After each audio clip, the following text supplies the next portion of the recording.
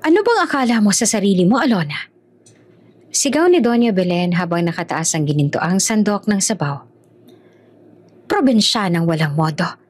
Hindi ka karapat-dapat sa anak ko.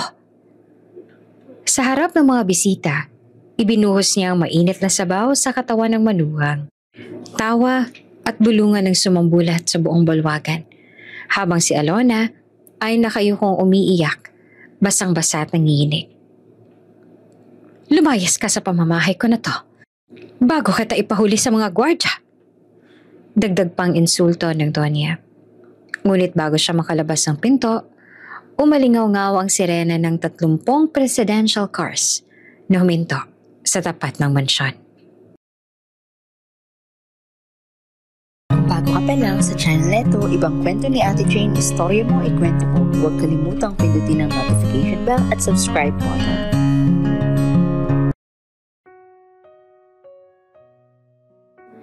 Mainit ang sikat ng araw na tumatama sa malalaking bintana ng mansyon ng pamilya Ilustre. Sa unang tingin, parang paraiso. Malawak na hardin, fountain na bumubulwak ng tubig at mga mamahaling sasakyang nakaparada sa driveway. Pero para kay Alona na bagong kasal pa lamang kay Rico Ilustre, ito ay tila isang palasyo na may nakatagong mga rehas. Si Alona ay isang simpleng babae mula sa probinsya. Lumaki siyang may kaunting yaman, pero may mabuting puso at malalim na pag-uunawa sa tao. Ang kanyang mga mata at kutis, lagi raw nagliliwanag kahit wala siyang suot na alahas. At ito mismo ang ikinabigani ni Rico, na hindi inaasahang mahuhulog sa babaeng malayo ang mundo sa kinagisnan niyang marangya. Ngunit kung gaano siyang minahal ni Rico, ganoon namang kalalim ang pagkamuhi ng kanyang ina na si Doña Belen Ilustre. Sa unang linggo pa lamang ng kanilang pagsasama, ramdam na agad ni Alona ang matalim na tingin ng biyanan. Kung si Rico ay maamo, si Doña Belen naman ay parang diyon ang laging handang sumugot kapag may nakitang kahinaan. Isang gabi, may bisita silang mga kaibigan at kasosyo sa negosyo ng pamilya.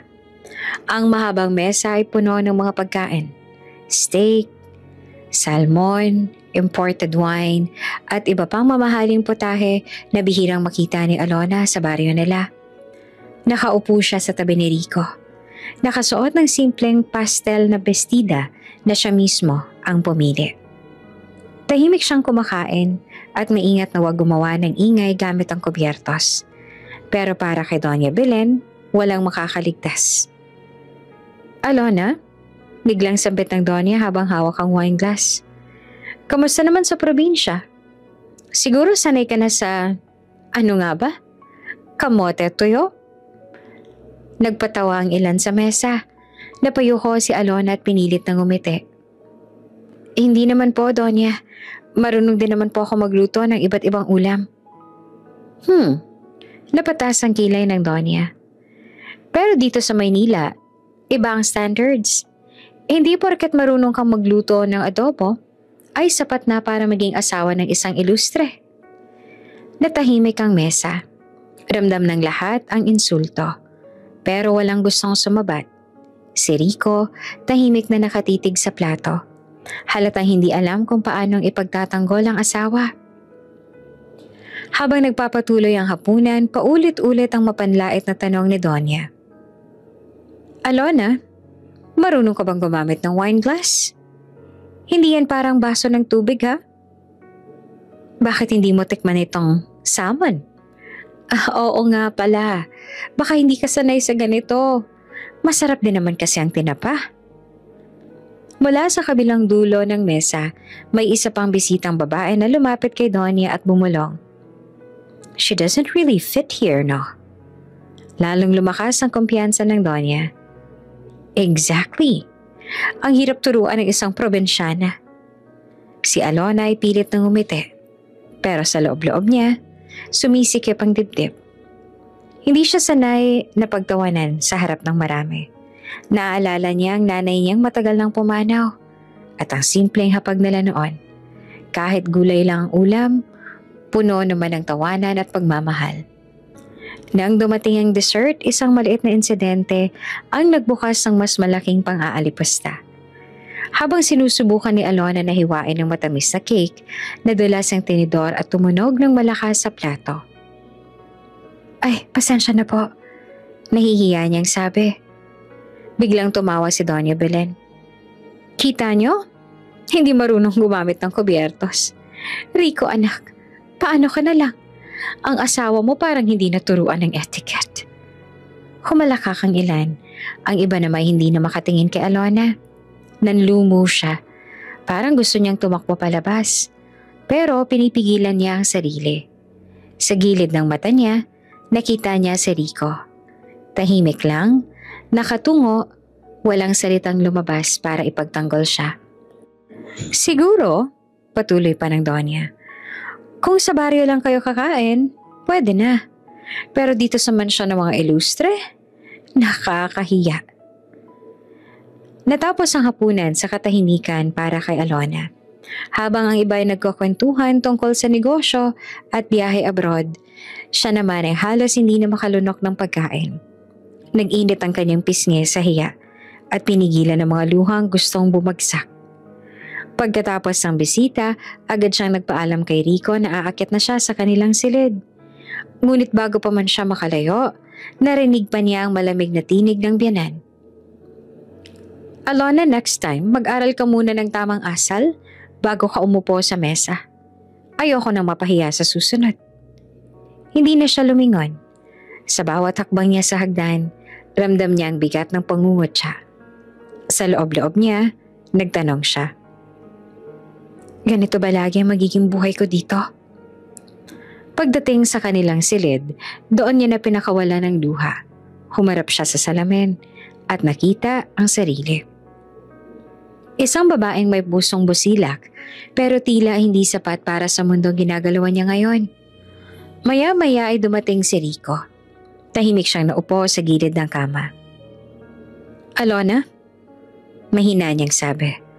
Pagpasensyahan mo na muna si Mami. Hindi ko alam kung paano. Bakit ba hindi ka malang magsalita kanina? Putol pa ni Alona na nanginginig ang boses. Kahit isang salita lang sana, makaramdaman ko man lang na hindi ako nag-iisa. Hindi agad nakasagot si Rico. Nakayuko lang siya. Halatang kinakain ng takot sa kanyang ina. Sa puntong yon, naramdaman ni Alona ang lalim ng kanyang kalungkutan. Mahal niya si Rico, pero parang siya lang ang lumalaban. Habang pinapahid ni Alona ang luha, hindi niya alam na iyon pa lamang ang simula.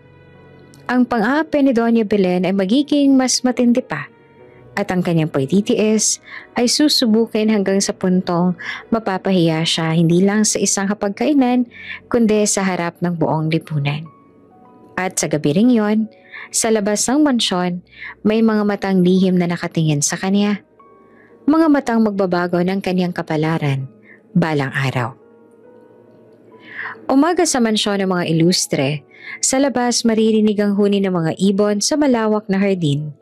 Pero sa loob, isa na namang pagsubok ang naghihintay kay Alona. Pagkababa niya mula sa kwarto, sinalubong siya ng malamig na tinig ni Doña Belen. Alona, since wala ka namang ginagawa buong araw, ikaw na lang mag-asikaso ng mga bulaklak sa hardin. I want them arranged today. Hindi pwedeng bukas, hindi pwedeng next week. Today. Natigilan si Alona. Hindi naman simpleng pagtutubig lang ang sinabi ng biyanan, kundi ang buong landscaping ng ilang ektaryang hardin na karaniwang inaayos ng 3 hardinero. Pero Donya, baka po hindi kakayanin mag-isa. Then prove yourself. Putol agad ni Doña Belen. Kung gusto mong manatili sa bahay na to, gawin mo ang pinapagawa ko. Kinuha ni Alona ang sombrero at gloves. Sa ilalim ng tirik na araw, isa-isa niyang inayos ang mga paso. Nagbungkal ng lupa at naglipat ng mga halaman habang pawis na pawis siya. Napansin niya namang may 2 katulong na palihim na nagtatawanan habang pinagmamasdan siya. Siya na raw kasi ang bagong alipin. Bulong pa ng isa. Alam mo na, utos ng Donya, pahirapan para pumigay. Sagot naman ng isa pa. Nag-init ang tenga ni Alona pero hindi siya nagpahalata. Pinilit niyang tapusin ang trabaho kahit namumuo na ang paltos sa kanyang mga palad. Habang abala siya, lumapit si Rico dala ang malamig na tubig. "Alona, tama na muna. Ang init, baka magkasakit ka," sabi niya sabay abot ng baso. Ngumiti naman si Alona pero bakas na ang pagod sa kanyang mukha. "Kailangan ko tapusin to, Rico. Ayoko masabihang walang silbi." "Huwag mo nang pakinggan si Mommy," bulong pa ni Rico, ngunit agad niyang ibinaba ang tinig ng may dumaan na kasambahay. "Basta, kapag nahihirapan ka, sabihin mo sa akin." Naroon ang lambing sa boses ni Rico, ngunit kapansin-pansin din ang takot. Hindi niya kayang salungatin ng ina, kahit alam niyang sobra na. Kinahapunan, ipinatawag ni Doña Belen ang dalawang kasambahay sa isang sulok ng kusina. "Siguraduhin niyo," madiin ang kanyang boses, "na hindi matatapos ni Alona ang trabaho. Lagyan niyo ng sirang hose ng tubig. At kung maaari, haluin niyo ng mga binhi para hindi tumubo ng maayos. Gusto kong makita kung hanggang saan ang tiyaga niya." Ngumisi naman ang mga kasambahay. "Opo, Donya." Hindi alam ni Alona, may mga kamay na lihim na humahadlang sa bawat kilos niya. Bandang hapon, habang nagdidilig siya ay biglang pumutok ang hose at tumalsik ang tubig diretso sa mukha niya. Nabasa ang buong bestida at nagtawanan ng dalawang kasambahay na kunwari natataranta. "Ay ma'am, pasensya na, sira pala ang hose." Kunwari nag-aalala ang isa. "Okay lang." Mahina lang na tugon ni Alona, kahit ramdam niya ang pang-iinsulto. Nang bandang gabi, bumalik siya sa loob ng mansyon na basang-basa. Pawis at dumi ang katawan. Nakasalubong niya si Doña Belen na nakangisi. "Tingnan mo ang itsura mo. Isang araw ka pa nga lang nagtatrabaho, ganyan ka na? Sabi ko na nga ba, hindi ka bagay dito." Pag-akyat niya sa kwarto, nadatnan niyang nag-aayos ng laptop si Rico. Lumapit siya at niyakap ito mula sa likod. "Rico, nahihirapan na ako," bulong niya. Hinawakan naman ni Rico ang kamay niya. "Gusto ko sanang ipagtanggol ka pero hindi ganun kadali eh. Kung alam mo lang kung paano magalit si Mommy." "Alam ko," sagot naman ni Alona. "Pero sana kahit minsan maramdaman ko namang kakampi kita." Tumahimik si Rico. Alam niyang totoo ang sinabi ng asawa. Gusto niyang maging matatag. Pero ang anino ng ina ay masyadong malaki para banggain. Kinabukasan, maaga pa lang, may panibagong utos na naman si Doña Belen. "Alona, maganda ka ng full course dinner para sa 20 bisita ko ngayong gabi. Ikaw mismo ang magluluto. Wala kang karapatang magpatulong." Nanlaki ang mga mata ni Alona. 20? Hindi biro ang ganoong bilang. Pero Donya, hindi po ba mas mabuting?" "I don't want excuses," singhal ni Belen. "Gusto ko makita kung kaya mong maging ilustre. Or else, lumayas ka na lang." Maghapon ay abala si Alona sa kusina. Pinilit niyang sundan ang mga recipe na nababasa sa libro at natutunan noon. Ngunit hindi naging madali. Ilang beses niyang nabasag ang itlog, nasunog ang sauce, at halos mabilaukan sa usok ng niluluto. Habang pinagmamasdan siya mula sa gilid ng kusina, muling nagtawanan ng dalawang kasambahay. Pagod na siya. Plano ng Donya effective talaga. Ngunit hindi nila alam, sa likod ng lahat ng iyon, dumarami rin ang nakikita ni Rico. Bago dumating ang mga bisita, pumasok si Rico sa kusina. Nakita niyang pawisan, namumula ang kamay at halos nanginginig na sa pagod si Alona. Lumapit siya at kinuha ang kutsilyo mula sa kamay ng asawa. "Ako na, hindi mo kailangang gawin ang lahat." Napatingin si Alona sa kanya at doon lang siya tuluyang napaluha. "Rico, salamat." "Shh!" Hinaplos ni Rico ang pisngi niya. "Kahit hindi ako magsalita sa harap ng mommy ko, alam mong nandito ako at hindi kita pababayaan." Dumating ang gabi, isa-isang nagsidatingan ng mga bisita. Nakaupo si Doña Belen sa dulo ng mesa, abala sa pakikipag-usap. Si Alona kahit pagod ay pilit na ngumiti habang nagsisilbi. Pero bago pa man matapos ang gabi, may isa pang aksidenteng nangyari. Biglang natapon ang isang bandihadong soup sa sahig. Hindi naman si Alona nakatapon, kundi isa sa mga katulong na sinadyang madulasin ng tray. Ay, Diyos ko, Alona! Sigaw ni Doña Belen kaagad. Kahit na hindi naman siyang may kasalanan. Wala ka nang ginawa kundi magpahiya sa akin sa harap ng mga tao. Tahimik si Alona. Kahit ramdam niyang muling kirot ng kahihiyan. Tumingin siya kay Rico at sa unang pagkakataon, nakita niya itong tumayo. Ma'am, hindi kasalanan ni Alona yon. Napatigil si Doña Belen at pati ang mga bisitay na nahimik. Sa gabing iyon, kahit maliit pa lamang, unti-unti nang nakikita ni Alona na may kakampi siya. At iyon ay ang asawa niyang si Rico. Kahit natatakot pa ring lubos na humarap sa ina. Ngunit hindi pa dito nagtatapos ang pang-aapi. Sa malaking sala ng mansyon ng mga ilustre, abala si Doña Belen sa pakikipag-usap sa mga event organizers. Isang engranding party ang nakatakdang gawin sa susunod na linggo. Dadalo rito ang mga politiko, negosyante at ilang kilalang personalidad. Para kay Doña, ito ang perpektong pagkakataon upang ipakita sa lahat ang kapangyarihan ng kanilang pamilya. At higit sa lahat, upang tuluyang ipahiya si Alona. Make sure the chandeliers sparkle. I want fresh roses, imported from Amsterdam. Mariing bini ng Doña. And don't forget, the illustre name must shine that night. Tahimik na nakikinig si Alona mula sa gilid ng sala. Hawak-hawak ang isang tray ng juice para sa mga organizer. Sa bawat salitang lumalabas sa bibig ng biyanan, ramdam niya ang tensyon. Pagkatapos ng meeting, nilapitan siya ni Doña Belen. Alona, malamig na sambit na to. Since ikaw ang asawa ng anak ko, syempre, you'll have to attend the party. But don't get too excited. I already prepared something for you. Nagulat naman si Alona. Po, ano pong ibig niyo sabihin? Ngumisi si Doña sabay abot ng isang kahon. Pagbukas si Alona, tumambad ang isang kulay abo at lumang gown. Hindi man sira, halatang mura ang tela at outdated ang disenyo. Iyan ay susuot mo. Dagdag pa ni Doña. Hindi ka naman mahilig sa designer brands, hindi ba? At least bagay yan sa'yo. Napalunok si Alona. Alam niyang insulto ay yon.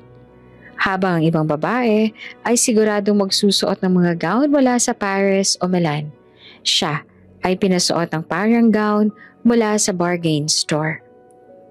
Nang makaalis si Doña, agad na lumapit si Rico. Nakita niya ang hawak ng asawa at agad siyang napakunot ang noo. Alona, hindi ka pwedeng magsuot niyan. I'll buy you a gown. Mariin niyang sabi. Ngumiti naman na mapait si Alona. Rico, alam mo naman ang mommy mo, diba? Kapag sinuway natin siya, mas lalo lang siyang magagalit. Pero hindi tama. Sagot ni Rico, halatang naiirita. Ayoko nang makita kang pinapahiya sa harap ng mga tao. Hinawakan ni Alona ang kamay ng asawa. Kaya ko.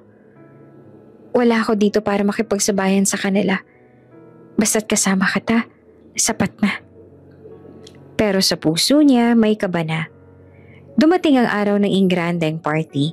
Maaga pa lang ay nagsimula nang dumating ang mga caterer, florist at mga decorator. Ang mansyon ay nagmistulang palasyo. Mga ilaw na kumikislap sa bawat sulok. Carpet na kulay pula. At musika ng isang live orchestra. Habang ang lahat ay nag-aayos, dinala si Alona ng isang katulong sa kanyang kwarto. Nakasabit doon ang kulay abo na gown na bigay ng Doña. Ma'am, dito ka raw po mag-ayos, utos ni Doña Belen. Kayo na raw ang magbihis mag-isa. Hinaplos ni Alona ang tela, malamig at magaspang. Habang iniisip niyang isuot ito, naramdaman niyang parang unti-unti siyang gigiba. Ngunit pinilit niyang maging matatag. Bandang gabi, isa-isang dumating ang mga bisita. Mga babae na nakasuot ng makikinang na gown mula Dior, Gucci at Chanel. May mga mamahalin pang alahas na kumikislap sa kanilang leeg at pulso. Pagdating ni Alona, lahat ng mata ay napalingon.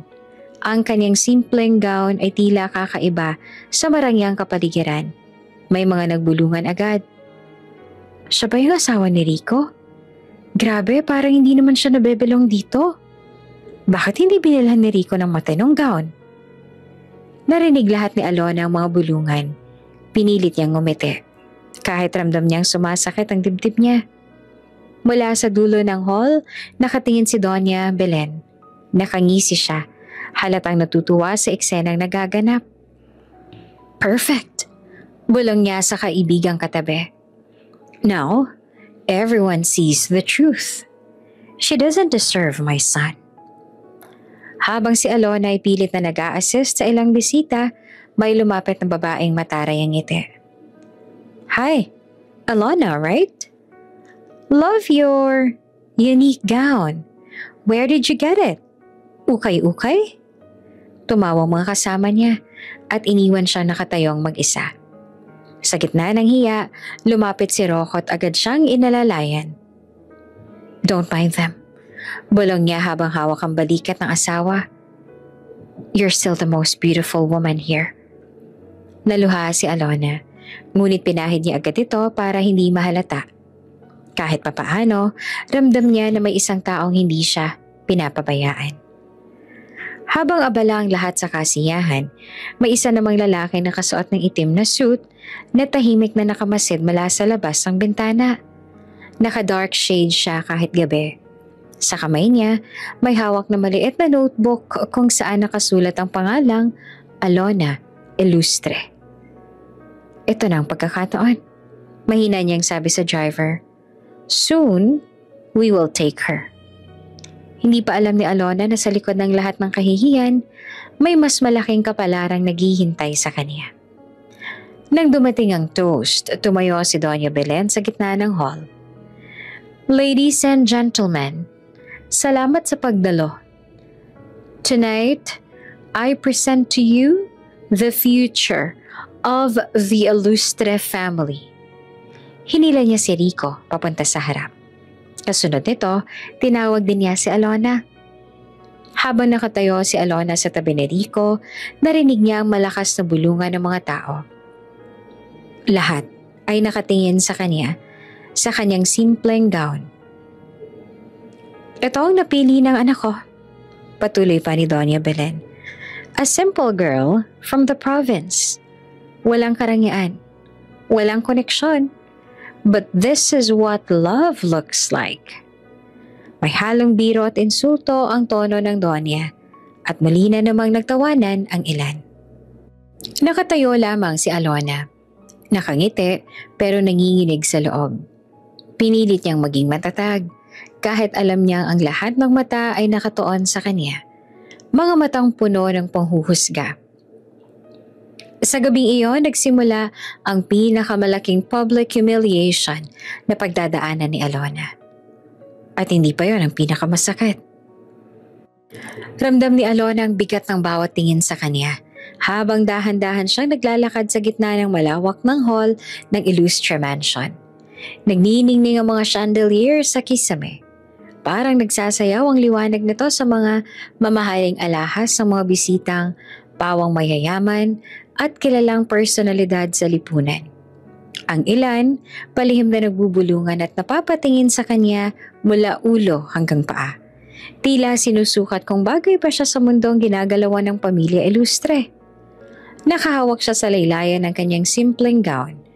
Ang puting tela ay manipis, halatang mumurahin kumpara sa makukulay na kumikinang na designer dress ng mga babaeng dumalo. Ramdam niya ang hapde ng hiya pero pinipilit niyang umiti. Naaalala niya pa ang bilin ng kanyang nanay sa probinsya. Kapag pinapahiya ka, huwag mo hayaan na masira ang dangal mo. Tumindig ka pa rin. Sa dulo ng hall, nakaupo si Doña Belen. Nakataas ang baba. Ang mukha'y puno ng kumpiyansa at lamig. Parang siya ang reyna ng gabi.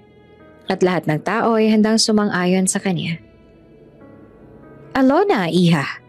Malakas na tawag ni Doña Belen, sapat na para mapalingon ang lahat. "Ba't parang napakapayak ng damit mo? Hindi ba't may dress code tayo ngayong gabi?" Nagkatinginan ng mga bisita at may mga nagsimulang magtawanan ng marahan. May isa pang ang ginang na nakaupo sa malapit ang bumulong. Akala ko ba asawa siya ng anak ng ilustre? Pero parang galing lang sa department store ang suot niya. Namula si Alona pero pinilit niyang ngumiti. "Pasensya na po, Donya. Ito lang naman po kasi ang..." "Ito lang po? Diyos ko, Rico." Singhal ni Donya, sabay lingon sa anak. "Ganito ba ang babaeng pinili mong pakasalan? Ni hindi malang marunong umangkop sa klase ng pamilyang pinasok niya?" Napayo ko si Rico. Halatang hindi alam ang isasagot. Pero bago pa tuluyang matapos ang usapan, dumating ang mga waiter dalang trays ng mainit na pagkain. Isa roon ang lumapit kay Doña Belen, dalang mangkok ng sabaw. Mabilis namang kinuha ng matandang sandok. Pinuno ang isang tasa, pero hindi niya ito inilapag sa mesa. Sa halip, dahan-dahan siyang lumapit kay Alona. "Siguro, iha," may pait sa boses niya, "kailangan mong matutunan kung paanong magiging presentable ang isang tunay na ilustre." Bago pa makakilos si Alona, ibinuhos si Doña Belen ang mainit na sabaw sa kanyang dibdib at baso. Napatili si Alona, napaatras at halos mabitawan ang hawak na bag. Ramdam niya ang init na parang tumutusok sa balat niya. Kasabay ng lagkit ng sabaw na dumadaloy pababa sa kanyang gown. Saglit na natahimik ang paligid, pero agad ding sumunod ang tawa at bulungan ng mga bisita. "Diyos ko, tingnan niyo siya!" May lalaking sumipol pa. "Parang hindi marunong ng etiquette," sabi ng isa. "Bagay nga lang sa kanya yan eh. Hindi naman siya nabebelong dito." Ang mga salitang yon ay parang maliit na kutsilyong tumatama sa puso ni Alona. Napatitig siya kay Rico. Naghahanap ng kakampi, ng kahit anong pagtatanggol. Ngunit nananatiling nakatayo ang asawa. Tikom ang bibig. Nakayuko na para bang hindi siya ang taong dapat lumapit at magprotekta. Nakita niyang pinisil ni Rico ang mesa. Parang gustong kumilos pero pigil na pigil. Natatakot sa tingin ng ina. "Rico," bulong ni Alona. Nanginginig ang tinig, pero wala siyang nakuhang tugon. Dama niya ang bigat sa dibdib, parang binagsakan ng bato. Unti-unting nalalabo ang paningin niya dahil sa luha. Pinilit niyang huwag umiyak, pero hindi niya kinaya. Humalakak muli si Doña Belen. "Oh, ayan mga kaibigan. Pasensya na kayo. Mukhang hindi sanay sa ganyang klaseng pagtanggap ang ating bagong miyembro ng pamilya. Probensyana kasi." Nagpatuloy pa ang tawanan ng mga tao. May ilang naglabas ng cellphone. Palihim na kinukunan ng eksena. Hindi na nakayanan ni Alona. Hinawi niya ang laylayan ng gown at mabilis na tumakbo palabas ng hall. Ang mga hakbang niya ay mabilis. Halos madapa habang sinusundan siya ng tawanan at bulungan ng mga naiwan. Paglabas niya ng malaking pintuan ng mansyon, sakalang bumuhos ang luha sa kanyang mga mata. Ramdam niya ang hapde ng balat na nadaplisan ng mainit na sabaw. Pero higit pa roon, ang sakit ng kahihiyang pinagdaanan. Sa bawat hikbi niya, naririnig niya pa ang mga tawa at insulto. Parang paulit-ulit na dumadagundong sa kanyang tenga. Napatigil siya sa malawak na hardin ng mansyon. Humawak sa dibdib at huminga ng malalim. Nagtanong siya sa sarili. Ito ba talaga ang buhay na pinili ko? Kaya ko pa bang tiisin lahat ng ito? Alang-alang kay Rico. Ngunit isang bagay lang malinaw. Sa gabing yon, unang beses siyang nadama na hindi siya trinato bilang asawa, kundi bilang isang bisitang hindi kailanman tatanggapin. Hingal na hingal si Alona habang nakasandal sa malaking gate ng mansyon. Namumugto ang mga mata niya Basang-basa ang luha ang pisngi. Ang abonggaw na kanina'y simple lang, ngayoy puno ng mantsa ng sabaw at lagkit. Sa gilid ng hardin, narinig pa niya ang alingaw-ngaw ng tawanan mula sa loob ng party. Parang nanonood hanggang buto ang hiya at sakit. Pinilit niyang maglakad palabas ng driveway. Hawak ang dibdib na parang hindi makahinga. Malayo pa lang, may naaninig na siyang ilaw ng sasakyan sa dilim ng kalsada. Hindi niya ito pinansin. Ang gusto niya lang ay makalayo kahit saglit. Ngunit hindi niya alam, may mga matang nakatutok sa kanya. Sa loob ng sa gilid ng mansyon, ang itim na kotse nakaparada ilang metro lang ang layo. May lalaki nakaupo sa likuran. Naka-dark suit ito. Makinis ang hiwa ng buhok at may malalim na titig na nakatutok kay Alona. Sa kandungan niya naman, nakalapag ang isang folder na makapal, puno ng mga dokumento at litrato. Binuksan niya ito at marahang binuklat. Lumantad ang isang pahina na may malinaw na pangalan. Alona D. Ramirez, Ilustre. Kasama ng pangalan ay ilang larawan. Ang kasal, ilang candid shot sa probinsya at patilitrato niya sa isang maliit na palengke. Bahagyang ngumiti ang lalaki, pero hindi iyon ngiti ng tuwa. Isa iyong misteryosong ngiti, puno ng kumpiyansa at lihim na alam lang niya. Boss, tawag ng driver mula sa harap. Sigurado po ba kayo na siya na yon?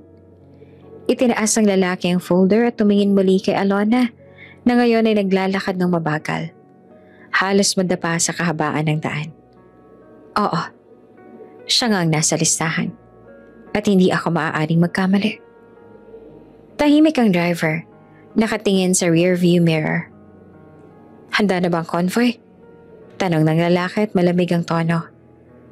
Handa na boss, nakaabang 2 sasakyan sa kabilang kanto. Isang tawag lang.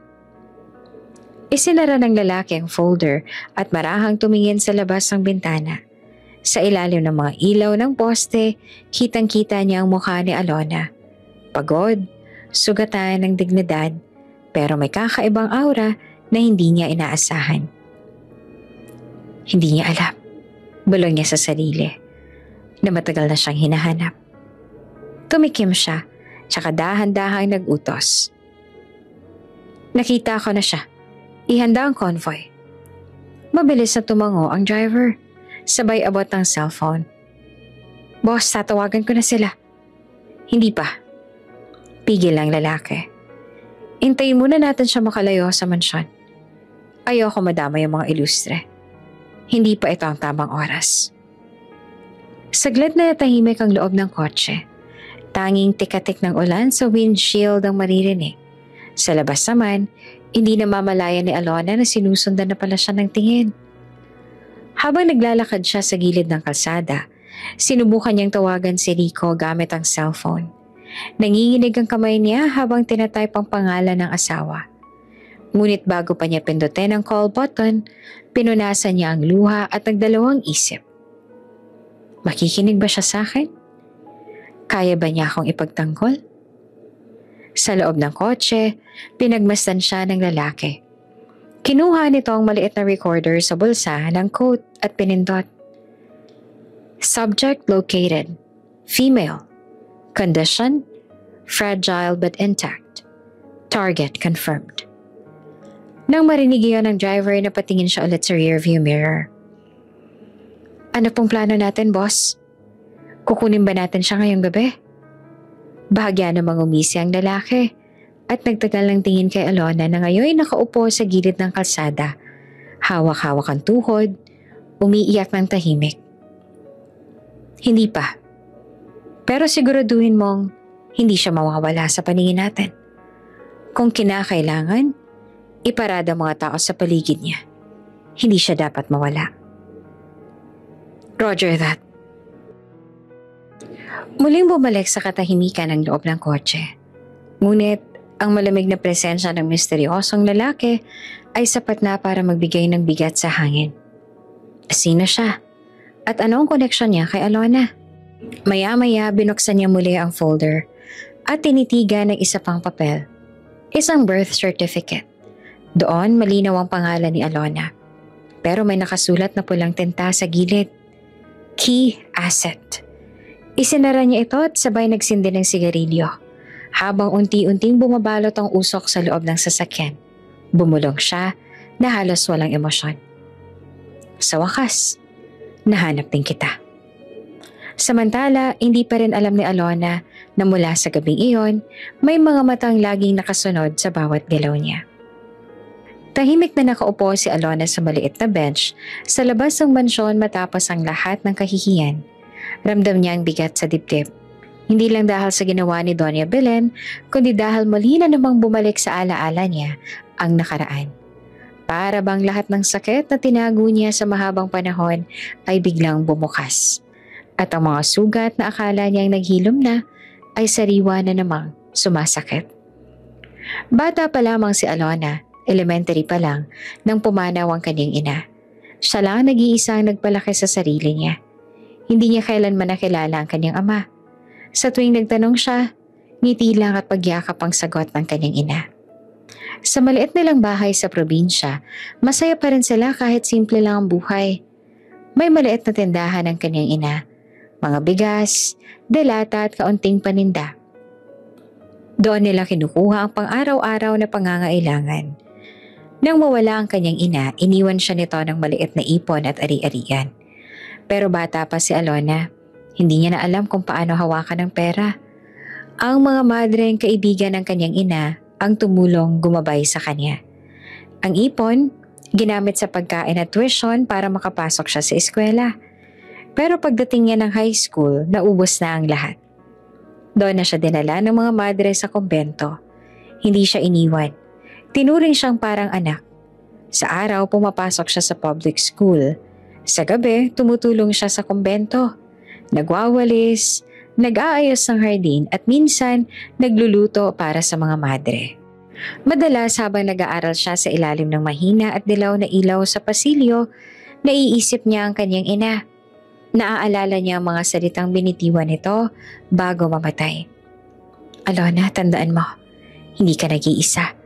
May bantay ang Diyos sa'yo at may dahilan ng lahat. Hindi niya alam kung anong ibig sabihin ng huling linyang iyon. Pero iyon ang naging lakas niya para magpatuloy. Habang lumalaki siya, may mga pagkakataong pakiramdam niya ay may nakatingin sa kanya mula sa malayo. Kapag naglalakad siya pa uwi mula sa eskwela, may sasakyang nakaparada sa kanto. Kapag tumitingin siya, bigla itong umaalis. Nung una, iniisip niyang guni-guni lang, pero paulit-ulit itong nangyayari. Minsan nakikita niyang isang lalaki, nakasuot ng maayos na Amerikana, nakatayo sa labas ng gate ng paaralan. Matagal itong nakatitig sa kanya, pero hindi lumalapit. Nang lapitan niya, agad itong sumakay sa kotse at umalis. Hindi niya makalimutan ang kakaibang takot at hiwagang dala ng mga sandaling iyon. Sino sila? At bakit siya sinusundan? Sa mga panahong yon, unti-unti ring natututo si Alona na tumayo sa sarili niyang paa. Nakapagtapos siya ng high school sa tulong ng kumbento at pumasok sa college gamit ang scholarship. Doon siya nakilala ni Rico, isang binatang tila galing sa ibang mundo. Maganda ang naging umpisa. Pinaparamdam sa kanya ni Rico na siya'y mahalaga, na kahit galing siya sa simpleng buhay, deserve pa rin niyang mahalin. Hindi nagtagal na uwi iyon sa kasal. Ngunit sa likod ng kasal na iyon, dala-dala pa rin niya ang mga tanong mula pagkabata. Sino ang mga taong sumusubaybay sa akin? May kinalaman ba sila sa hindi ko kilalang ama? Habang hawak-hawak ni Alona ang sariling dibdib sa bench, bumalik ang mga luhang kanina pa niya pinipigilan. Ang lahat ng kahihiyan at sakit na tinanggap mula kay Doña Belen ay parang pagsabog ng lahat ng bigat na kinikimkim niya mula pagkabata.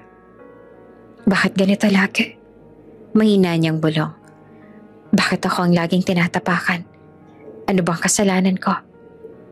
Hindi niya alam na habang umiiyak siya, may mga mata namang nakamasid mula sa dilim. Mula sa loob ng isang itim na kotse na nakaparada hindi kalayuan sa gate ng mansyon. Sa loob ay isang matandang lalaki ang hawak ang makapal na folder. Naroon ang mga larawan ni Alona mula pagkabata hanggang sa kasalukuyan. Lahat ng larawan ay kuha mula sa malayo. Palihim. Nakita ko kung paano siya lumaki. Mahinang sabi ng lalaki, habang nakatingin sa litrato ni Alona noong nasa kumbento pa. Ngayon, handa na siguro ang panahon. Tumango ang kaniyang kasama. Isang lalaki ring may otoridad ang tindig. Kung ganun po, ihahanda na natin ang lahat. Hindi na siya pwedeng manatili sa ganitong sitwasyon. Magdamag na halos naglakad si Alona, dala ng hiya at bigat ng loob. Sa bawat hakbang niya, parang bumibigat lalo ang paa niya. Pero sa kabila ng lahat, isa lang ang malinaw sa isip niya. Kailangan niya nang tapusin ang lahat. Hindi siya pwedeng manatili sa bahay ng mga ilustre kung saan araw-araw ay purong sakit lang ang mararanasan niya. Kaya kinabukasan, pinilit niyang bumalik sa mansyon. Hindi para humingi ng tawad, hindi rin para makipag-ayos, kundi para kunin ang mga gamit niya at tuluyang magpaalam. Pagdating niya sa harap ng malalaking gate, ramdam niya agad ang mga matang nakatingin mula sa mga gwardya. Napansin din niya ang ilang kapitbahay na nagbubulungan habang papasok siya. Kahit wala silang sinasabi ng malakas, alam niyang siya na naman ang sentro ng tsismis. Pagbukas ng pinto, agad siyang sinalubong ng malamig na tinig ni Doña Belen. "Oh, nagbalik ka." Sarkastikong bungad nito habang nakaupo sa malambot na sofa, hawak ang tasa ng kape. "Akala ko tumakas ka na kagabi. Ano to? May naiwan kang dignidad na babalikan?" Hindi nagsalita si Alona. Diretso siyang umakyat sa kwarto nila ni Rico at nagsimulang mag-impake ng mga damit. Isa-isa niyang inilagay ang mga gamit sa lumang maleta na dinala pa niya mula sa probinsya. Sumunod agad si Doña Belen, bitbit naman ang mga maanghang na salita. "Magaling! At least may konting hiya ka pa. Pero tandaan mo, kahit na lumabas ka sa bahay na to, hindi mabubura na dinungisan mo ang apelyido ng pamilya Ilustre." Tumigil sandali si Alona, huminga ng malalim, at pinilit na huwag pumatol. Ngunit nang makita niyang kinuha ni Doña Belen ang isa sa mga damit niya at itinapon sa sahig, hindi niya na kayang napigilan ang manginig ang boses. "Hindi ko na po kayo gugulahin pagkatapos nito, Doña." Mahina, ngunit matatag niyang sabi, "Kukunin ko lang mga gamit ko at aalis na ako." "Yan ang pinakamagandang desisyon na ginawa mo," sagot ni Doña Belen, nakangisi. "Buti naman at natuto kang umayon sa akin. Dahil kahit si Rico, alam niyang hindi ka karapat-dapat." Saktong dumating si Rico galing sa opisina. Kita agad sa mukha nito ang pagod at inis. Nang makita niyang nag-impake ang asawa, lumapit siya. "Alona, ano ginagawa mo?" tanong niya at halatang nagugulat. Huminto si Alona at tinitigan siya ng diretso. "Aalis na ako, Rico. Hindi ko na kaya. Hindi ko na kaya araw-araw na ipamukha sa akin ng nanay mo na wala akong halaga." "Rico!" singit naman agad ni Doña Belen. "Tingnan mo ngang babaeng yan. Dramadora. Ginagawa pang teleserye ang buhay natin. Kung hindi ba siya mahina, tatagal ba siya dito?" Napakuyom ang kamao ni Rico. Kita sa kanya ang labis na pagkadismaya. "Ma, sobra ka na. Hindi na tamang ginagawa mo kay Alona." Napangiti si Alona nang marinig iyon. Ngunit agad ding napalitan ng lungkot nang marinig ang kasunod. "Pero Alona," tumingin si Rico sa kanya na puno ng agam-agam, "baka dapat na muna sigurong umiwas ka. Hindi ko alam kung kaya ko pang balansehin kayo ni Mommy." Para namang binuhusan si Alona ng malamig na tubig. Akala niya, sa pagkakataong ito ay kakampi siya ng asawa. Pero heto't mas pinili pa rin itong hindi tuluyang kumampi sa kanya. "Ganun ba, Rico?" Mahina ngunit puno ng sakit ang tinig niya. "Kaya mo akong hayaan kahit nakikita mo nilalapastangan na ako?" Tahimik si Rico, hindi makatingin ng diretso. "Alona, intindihin mo naman. Ani, mahirap lang sa ngayon, oo. Pero ayoko mawala ka. Ayoko rin magkasira kami ni Mommy. Napailing si Alona sabay punas ang luha. Hindi mo ako pinilit. Hindi mo ako kayang ipaglaban. Ngayon ko lang talaga naintindihan. Naglakad siya pabalik sa kama. Isinara ang maleta at inihila ito papalabas ng kwarto. Habang naglalakad siya sa hallway, sumigaw pa si Doña Belen mula sa likod. Tama yan! Umalis ka na at siguraduhin mong hindi ka na babalik dahil hindi ka na muling tatanggapin sa bahay na to. Huminto si Alona sa may pintuan. Lumingon sandali. Hindi para makipagtalo, kundi para bigyan ng huling sulyap ang buhay na iniwan niya. Ang buhay na puno ng pang-aapi at pangungutya. At salamat din po, Donya. Mahina niyang sagot, pero matalim ang titik. Salamat sa pagpapaalala kung sino ako sa harap ninyo.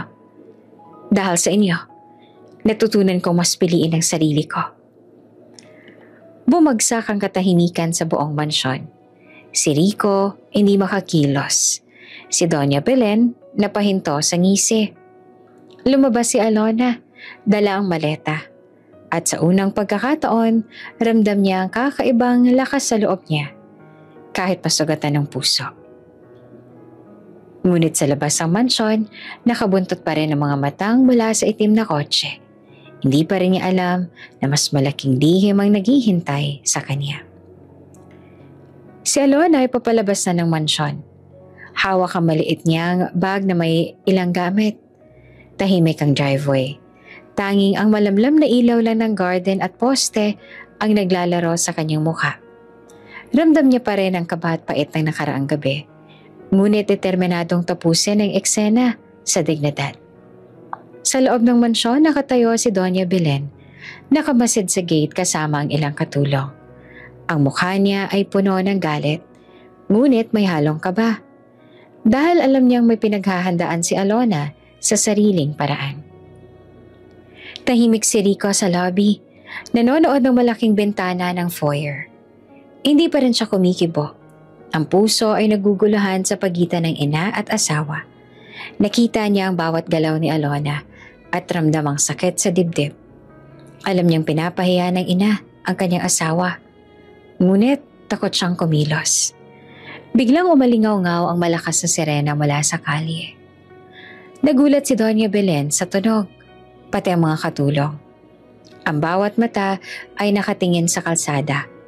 Halos huminto sa paghinga ni Doña Belen nang marinig ang sabay-sabay na tunog ng motor at makina. Mula sa kanto ay dumagundong ang lupa. Isa-isa lumalapit ang 30 makintab na sasakyan, nakaayos sa perpektong linya. Ang convoy ay kintab, matibay, at kumikintab sa ilaw ng mansyon. Walang alinlangan, kitang-kita ang lakas ng presensya at kapangyarihan sa bawat kotse. Naglakad palabas ang ilang bodyguards mula sa mga sasakyan. Nakaitim na suit, matikas ang tindig, kasunod ang sandalo, naka-uniforme at may hawak na armas. Nagpo-posisyon sa paligid ng gate at driveway. Parang nagtatayo ng fortress sa paligid ni Alona.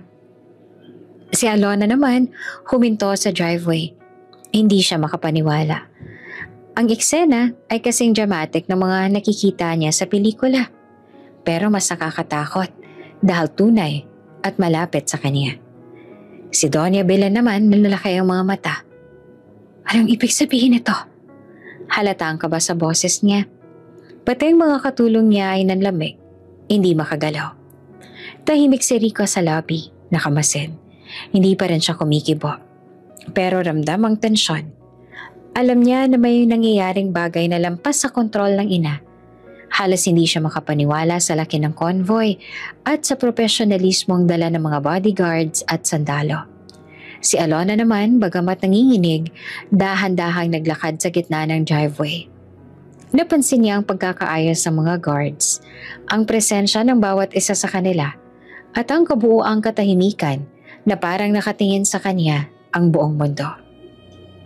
Miss Alona, mahinang sabi ng isang escort mula sa convoy. Ito po ang simula ng bagong yugto para sa inyo. Huwag po kayo matakot. Huminga si Alona ng malalim. Ang eksena ay kakaiba. Hindi siya pinalalabas na takot, kundi may kasamang respeto at proteksyon. Ang presensya ng convoy ay nagpapakita na may puwersa, kapangyarihan at plano na higit pa sa inaakala niya. Si Doña Belen nanlamig at halos mawala ng boses. Hindi siya makagalaw sa harap ng eksena. Ang galit at inggit ay malinaw, ngunit wala siyang magagawa. Hindi niya kontrolado ang sitwasyon. Ngayon, siya ang nakatanaw sa lakas na mas mataas kesa sa kanya. Habang nakatayo si Alona sa driveway, nakaramdam siya ng halo ng takot, kuryosidad at hiwaga. Alam niya simula ngayon magbabago ang buhay niya. Isang kabanata na puno ng misteryo at kapangyarihan na hindi niya inaasahan. Tahimik na nananatili ang convoy.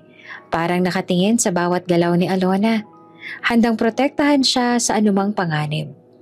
Ang mga sundalo at bodyguards ay nakaposisyon sa perpektong linya, at ang katahimikan ay nagbigay ng suspenseful at cinematic na aura sa eksena. Sa driveway naman ng mansyon nagulat si Doña Belen sa bigat ng presensya ng convoy. Si Rico nakamasid sa lobby, ramdam ang kabog ng puso, at si Alona tahimik ngunit handang harapin ang lahat para sa bagong yugto ng kanyang buhay na malapit nang magsimula. Huminga ng malalim si Alona habang tinatahak ang driveway. Kasabay ng mga bodyguards na nakaposisyon sa paligid. Ang bawat hakbang niya ay may kasamang kaba at takot. Hindi dahil sa anumang banta, kundi dahil sa damdaming hindi niya maipaliwanag. Ang mga mata niya ay nakatingin sa itim at kintab na limousine na nakaparada sa tapat ng gate. Ang sasakyan ngayon ay tila simbolo ng isang bagong mundo na hindi niya inaasahang makilala. "Relax lang po, Miss Alona," mahinang sabi ng isa sa mga escorts. Isang matangkad at matipunong lalaki. "Kami lang po magbabantay sa inyo. Walang makakaabala." Humarap si Alona sa gate at bahagyang napansin ang mga sundalo at bodyguards. Sabay na bumubuo ng isang perpektong gwardya sa paligid ng limousine. Para bang isang fortress ang nakapalibot sa kotse. Humanga siya sa profesionalismo ng bawat isa at bahagyang nakalimot sa kaba. Para saan lahat ng to? Bulong niya sa sarili habang patuloy na sumusunod sa escort sa gilid ng kotse. Ang mga hakbang niya ay dahan-dahan, pilit na pinaparamdam sa sarili na hindi siya dapat matakot. Kahit ang bawat mata sa paligid ay tila nakamasid sa bawat kilos niya. Sa harap ng limousine, bumukas ang pinto. Lumabas ang isang matandang lalaki. Nakabarong, maayos ang tindig, at may presensya na nagpapakilos ng respeto sa kahit sino mang makakakita sa kanya. May dala siyang maliit na folder. Tila may kasamang importanteng dokumento. Ngunit ang focus niya ay diretso sa batang babae na papalapit sa kanya. "Alona?" Ang pangalan ay tila musika sa hangin. Ngunit may kasamang bigat na hindi niya kayang pigilan ni Alona. Huminto siya at muling tumingin sa matanda. Ang mga mata niya ay nanlaki. Hindi siya makapaniwala. Sino po kayo?" Tanong niya na ang tinig ay nanginginig, halo ng takot at hiwaga. Ngumiti naman ang matanda. "Ako ang iyong ama." "Ama?" Tumigil si Alona. Halos hindi siya makapaniwala. Ang puso niya ay mabilis na tumibok at ang luha na pinipigilan niya kanina ay muling sumabog. Ano po?" "Alona, matagal na kitang hinahanap." Sagot ng matanda. Dahan-dahan niyang inilapit ang kamay, handang hawakan ng balikat ng dalaga. "Ako si Don Emilio, dating presidente ng bansa. Ang anak kong hinahanap ko ng buong buhay ko ay nandito na sa harap ko." Hindi naman makapaniwala si Alona. Ang bawat detalye ng mukha, ang bawat tono ng boses, tila may kakaibang kilig at takot na sabay na dumadaloy sa kanyang katawan. Pero, paano po?" Tanong niya na parang nag-aalangan na maniwala. Bakit ngayon ko lang po kayo nakikita? Maraming dahilan, anak. Malumanay at may bigat ang boses ni Don Emilio. May mga taong gustong itago ka sa akin noon. Pero ngayon handa ka na. At handa na rin ako na ipakita sa iyo ang lahat ng dapat mong malaman. Ang mga escorts at bodyguards, pati ang mga sundalo sa paligid ay nananatiling tahimik. Hindi naglalapit ng anumang sagot o kilos.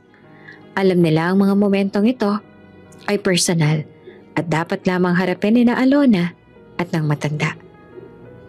Ang tatay ko? Bulong ni Alona na halos hindi niya na marinig ang sariling boses.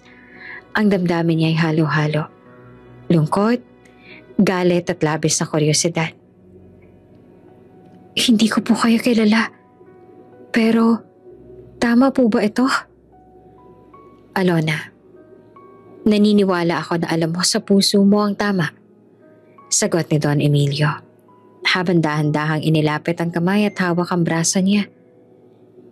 Hindi ko inasahan na makita ka sa ganitong paraan. Pero ngayon, ito ang pagkakataon para magsimula tayong muli. Tumitig si Alona sa matanda. Hindi alam kung dapat ba siyang umiyak o ngumiti. Ang damdaming matagal nang nakatago ay biglang lumabas. Ang pagkakulong ng mga tanong, ang sakit sa pagkakahiwalay sa nanay, ang pangarap na magkaroon ng ama, lahat ay bumagsak sa isang saglit. Ang nanay ko, namatay siya nung bata pa ako. Bulong ni Alona na halos napapaluha. Siya lang ang nakilala ko. Paano po ninyo ako hinanap? Ngumiti naman si Don Emilio.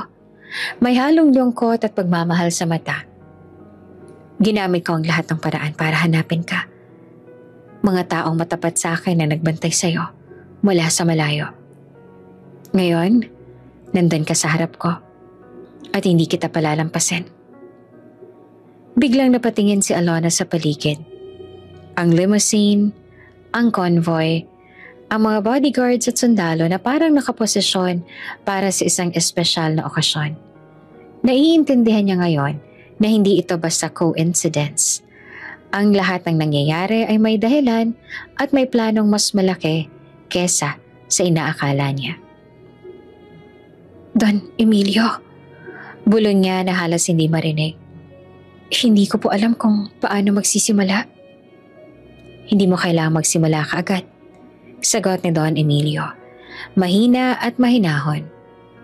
Isa lang ang importante. Nandoon ka sa harap ko. Ngayon, sabay nating haharapin ang lahat ng dapat harapin. At bibigyan ka ng pagkakataon na malaman ang lahat ng nakaraan mo. Si Alona, bagamat nanginginig pa sa dami ng emosyon, dahan-dahang hinawakan ng kamay ni Don Emilio. Ramdam niya ang init, ang seguridad, at higit sa lahat, ang pagmamahal na matagal niya nang hinahanap. Sa unang pagkakataon sa buhay niya, hindi siya nag-iisa. Ang batang babae na dating nilalait, pinapahiya at iniwan sa sariling mundo, ngayon ay nakatayo sa harap ng kanyang tunay na ama at handa nang harapin ang bagong yugto ng kanyang buhay. Pagpasok ni Doña Belen sa kanyang silid, ramdam niya ang pait at init ng galit na unti-unting sumasabog sa dibdib. Hindi siya makapaniwala. Sa isang saglit lang, nagbago ang mundo ni Alona. Ang dating babae na nais niyang iwasan at apihin, ngayon ay may lakas na hindi niya maabot.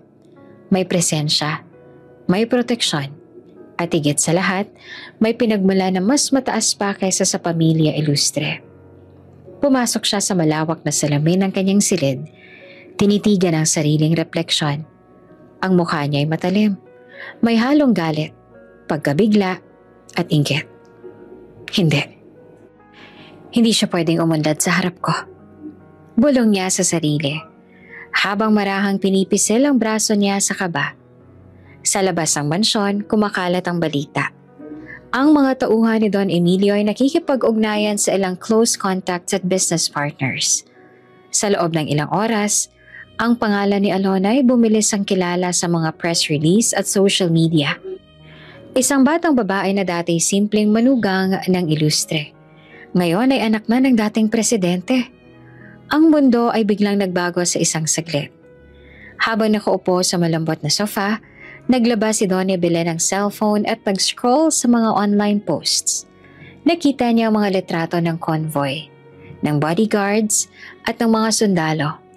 Lahat ay nakaposisyon sa harap ng mansyon. Nakatingin sa babae na dati nais niyang apihin. Hindi niya alam kung ano nangyari. Ngunit, bakit siya? Tanong niya sa sarili. Ramdamang bigat sa dibdib. Ang galit ay nagiging kombinasyon ng pagkabigla at pagkainggit. Pumasok ang isa sa kanyang mga katulong. Nag-aalangan. Donya, kailangan po natin na magplano para kay Alona. Tumango naman si Doña Belen at muling tiningnan ang refleksyon sa salamin. Hindi ako matatalo. Hindi sa bahay ko. Hindi sa aking pamilya. At lalo na, hindi sa mundong aking kontrolado. Ang tinig niya ay malamig, puno ng determinasyon. Lumabas siya ng silid at dahan-dahang naglakad sa hallway. Bawat takbang ay tila may kasamang sumpa. Nakita niya ang bawat isa sa katulong. Mga gwardya at manager ng mansyon, lahat ay tahimik sa kanyang paligid. Makinig kayo. Bawat kilos ni Alona ay haharapin pabigat. Hindi siya dapat makaramdam ng kahit kaunting kaluwagan. Naiintindihan niyo ba? Yes, ma'am. Sabay-sabay na sagot ng mga katulong. Ramdam ang tensyon sa silid. Pagkatapos ay bumalik siya sa kanyang opisina. Nagbukas ang drawer at dahan-dahang inilabas ang lumang journal. Isang talaan ng mga planong politikal, koneksyon, at lihim na impormasyon na kayang gamitin upang hadlangan ang sino mang aabante sa buhay niya. Binuksan niya ito at tinitingnan ang bawat pangalan at detalye. Kung kinakailangan, gagamitin ko lahat ng to. Lahat ng paraan ay karapat-dapat para mapanagot siya sa presensya niya ngayon.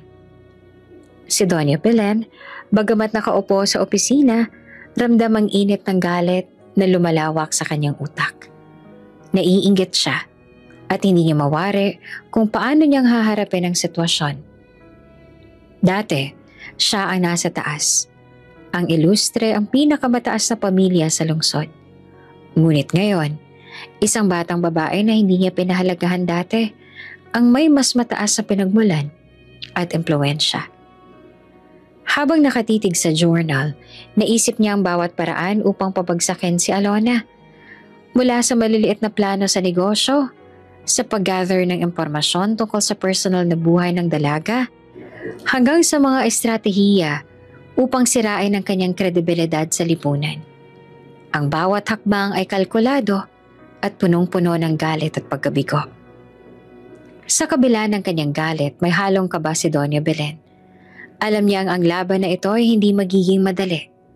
Si Alona ay may proteksyon, may mga bodyguards, sundalo at pamilya sa likod na higit sa kanyang naunang kaalaman.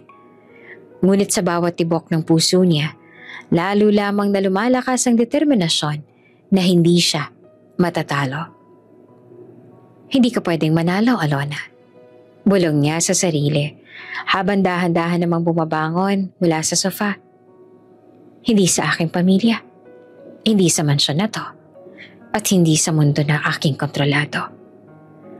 Habang lumalabas siya sa opisina at naglalakad sa hallway, napansin niyang may mga katulong na sumusunod sa kanya. Tahimik ngunit handang sundin ang bawat utos. Ang presensya niya ay muling nagpapakita ng kanyang otoridad. Isang otoridad na hindi basta-bastang matitinag. Sa labas ng mansyon, naririnig niyang maliliit na tunog ng kota at daanan ng hangin. Ramdam niya ang bagong yugto ni Alona na unti-unting nagbubukas. Ngunit sa puso ni Doña Belen, isang tanging bagay lang ang malinaw. Hindi siya tatanggap ng pagkatalo at gagawin niya ang lahat upang mapanagot si Alona sa bagong kapangyarihang dumating sa buhay ng dalaga. Habang nakatayo sa terrace, tinitingnan ng driveway at lumang garden ng mansyon, nanindigan si Doña Belen. Ang galit at inggit ay malinaw sa kanyang mga mata. Ngunit may mga halong plano, taktika at determinasyon. Alam niyang ang laban ay magsisimula sa susunod na araw. Isang laban na hindi lamang emosyonal, kundi pati sa kapangyarihan at katayuan sa lipunan. At sa puso niya, isang sumpa ang binitiwan. Hindi ka matatalo, Alona. Hindi sa mundong aking kontrolado. At hindi sa kahit anong paraan na kakailanganin ko. Ang ilustre, ako ang magtatagumpay. Tahimik ang loob ng itim na limousine. Si Alona nakaupo sa tabi. Ramdam ang kaba at halo-halong excitement habang nakatingin sa malawak na lansangan sa labas. Ang mga escorts ay tahimik lamang sa paligid. Nagpapakita ng profesionalismo ang hindi basta-basta. Ngunit sa bawat hakbang ng sasakyan, ramdam niya na may malalim na pagbabagong magaganap sa kanyang buhay. Biglang bumaling si Don Emilio sa kanya, ang matandang lalaki na dati kilala lamang sa kanya bilang matikas at may otoridad.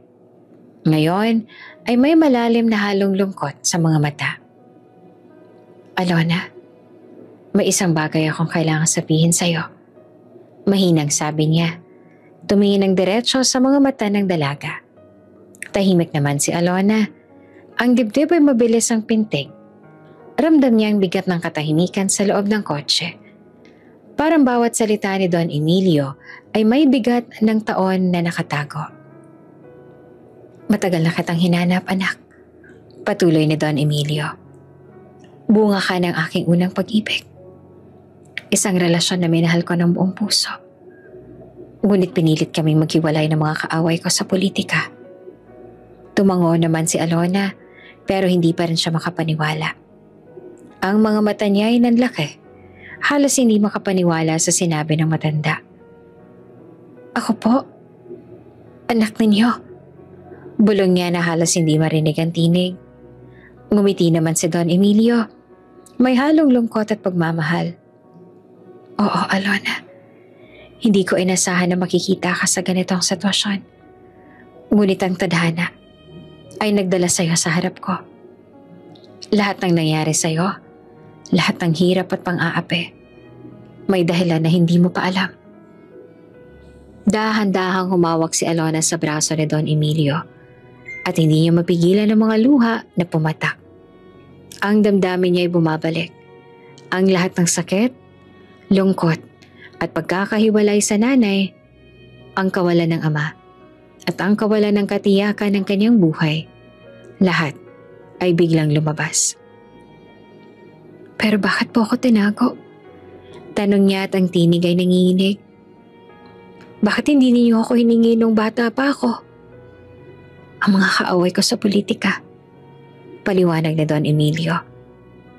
Natatakot ng pagkakakilanlan mo ay maging banta sa kanila. Kaya't itinago ka nila sa isang lugar kung saan wala silang makontrol na makakaabot sa'yo. Lahat ay para protektahan ka, anak. Huminga si Alona ng malalim. Sinusubukan ayusin ang emosyon. Ang damdamin niya ay halo.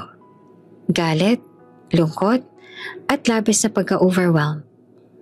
Ang bawat salita ni Don Emilio ay bumubuo ng puzzle na matagal niyang hinahanap sa sariling pagkatao.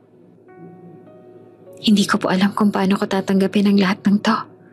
Bulong niya na halos pumikit sa sobrang dami ng emosyon. Ngunit ramdam ko na po, kahit ngayon lang, ang pagmamahal niya sa akin. Ngumiti si Don Emilio at dahan-dahan niyang hinawakan ang kamay ni Alona. Ang pagmamahal ko sa iyo, anak, ay hindi kailanman nawawala. Kahit sa mga taon na nagdaan, iniisip kita araw-araw.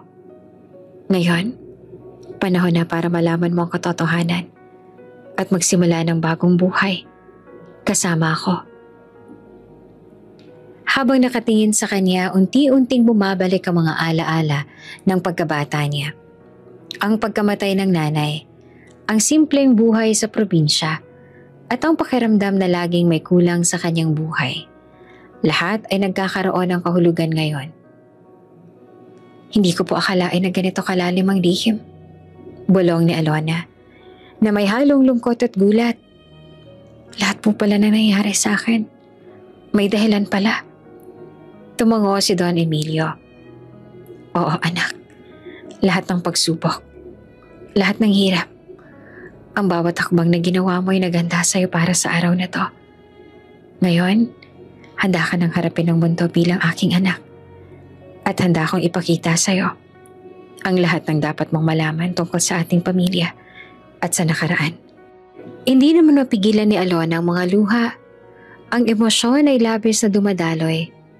Galit, lungkot, kuryosidad at higit sa lahat pagmamahal.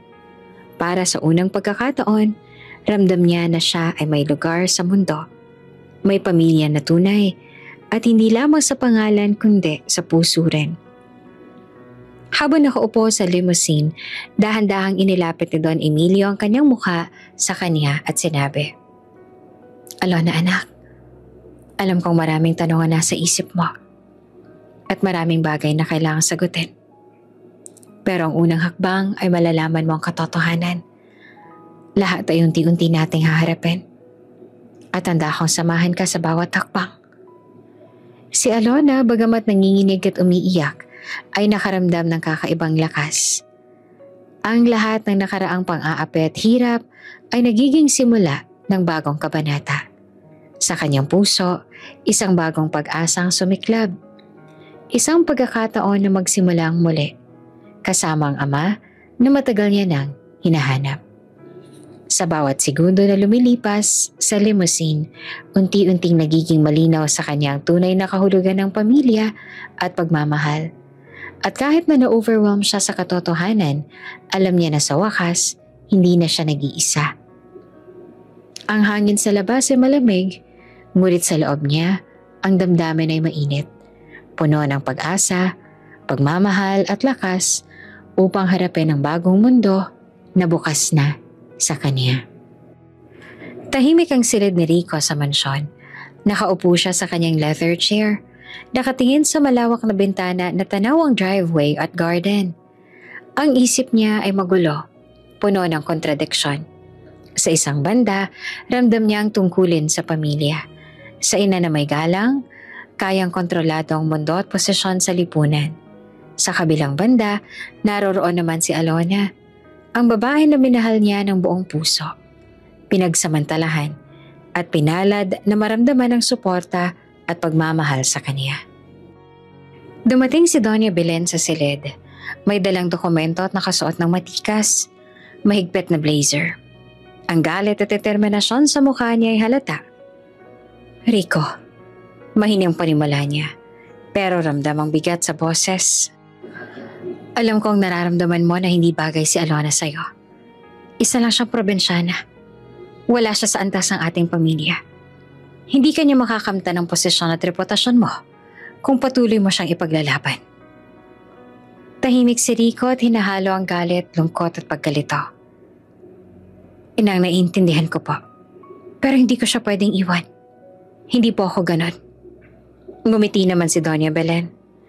Halatang may alam na masakit sa puso ng anak. Ganito, Rico. Kung mahal mo ang pamilya at kung mahal mo ang pangalan mo sa lipunan, hiwalayan mo siya. Bawiin mo ang sarili mo sa kapahamakan. Pagkatapos, maaari mo pang ayusin ang lahat at bumalik sa tamang landas. Ang puso ni Rico ay kumalog sa boses ng ina.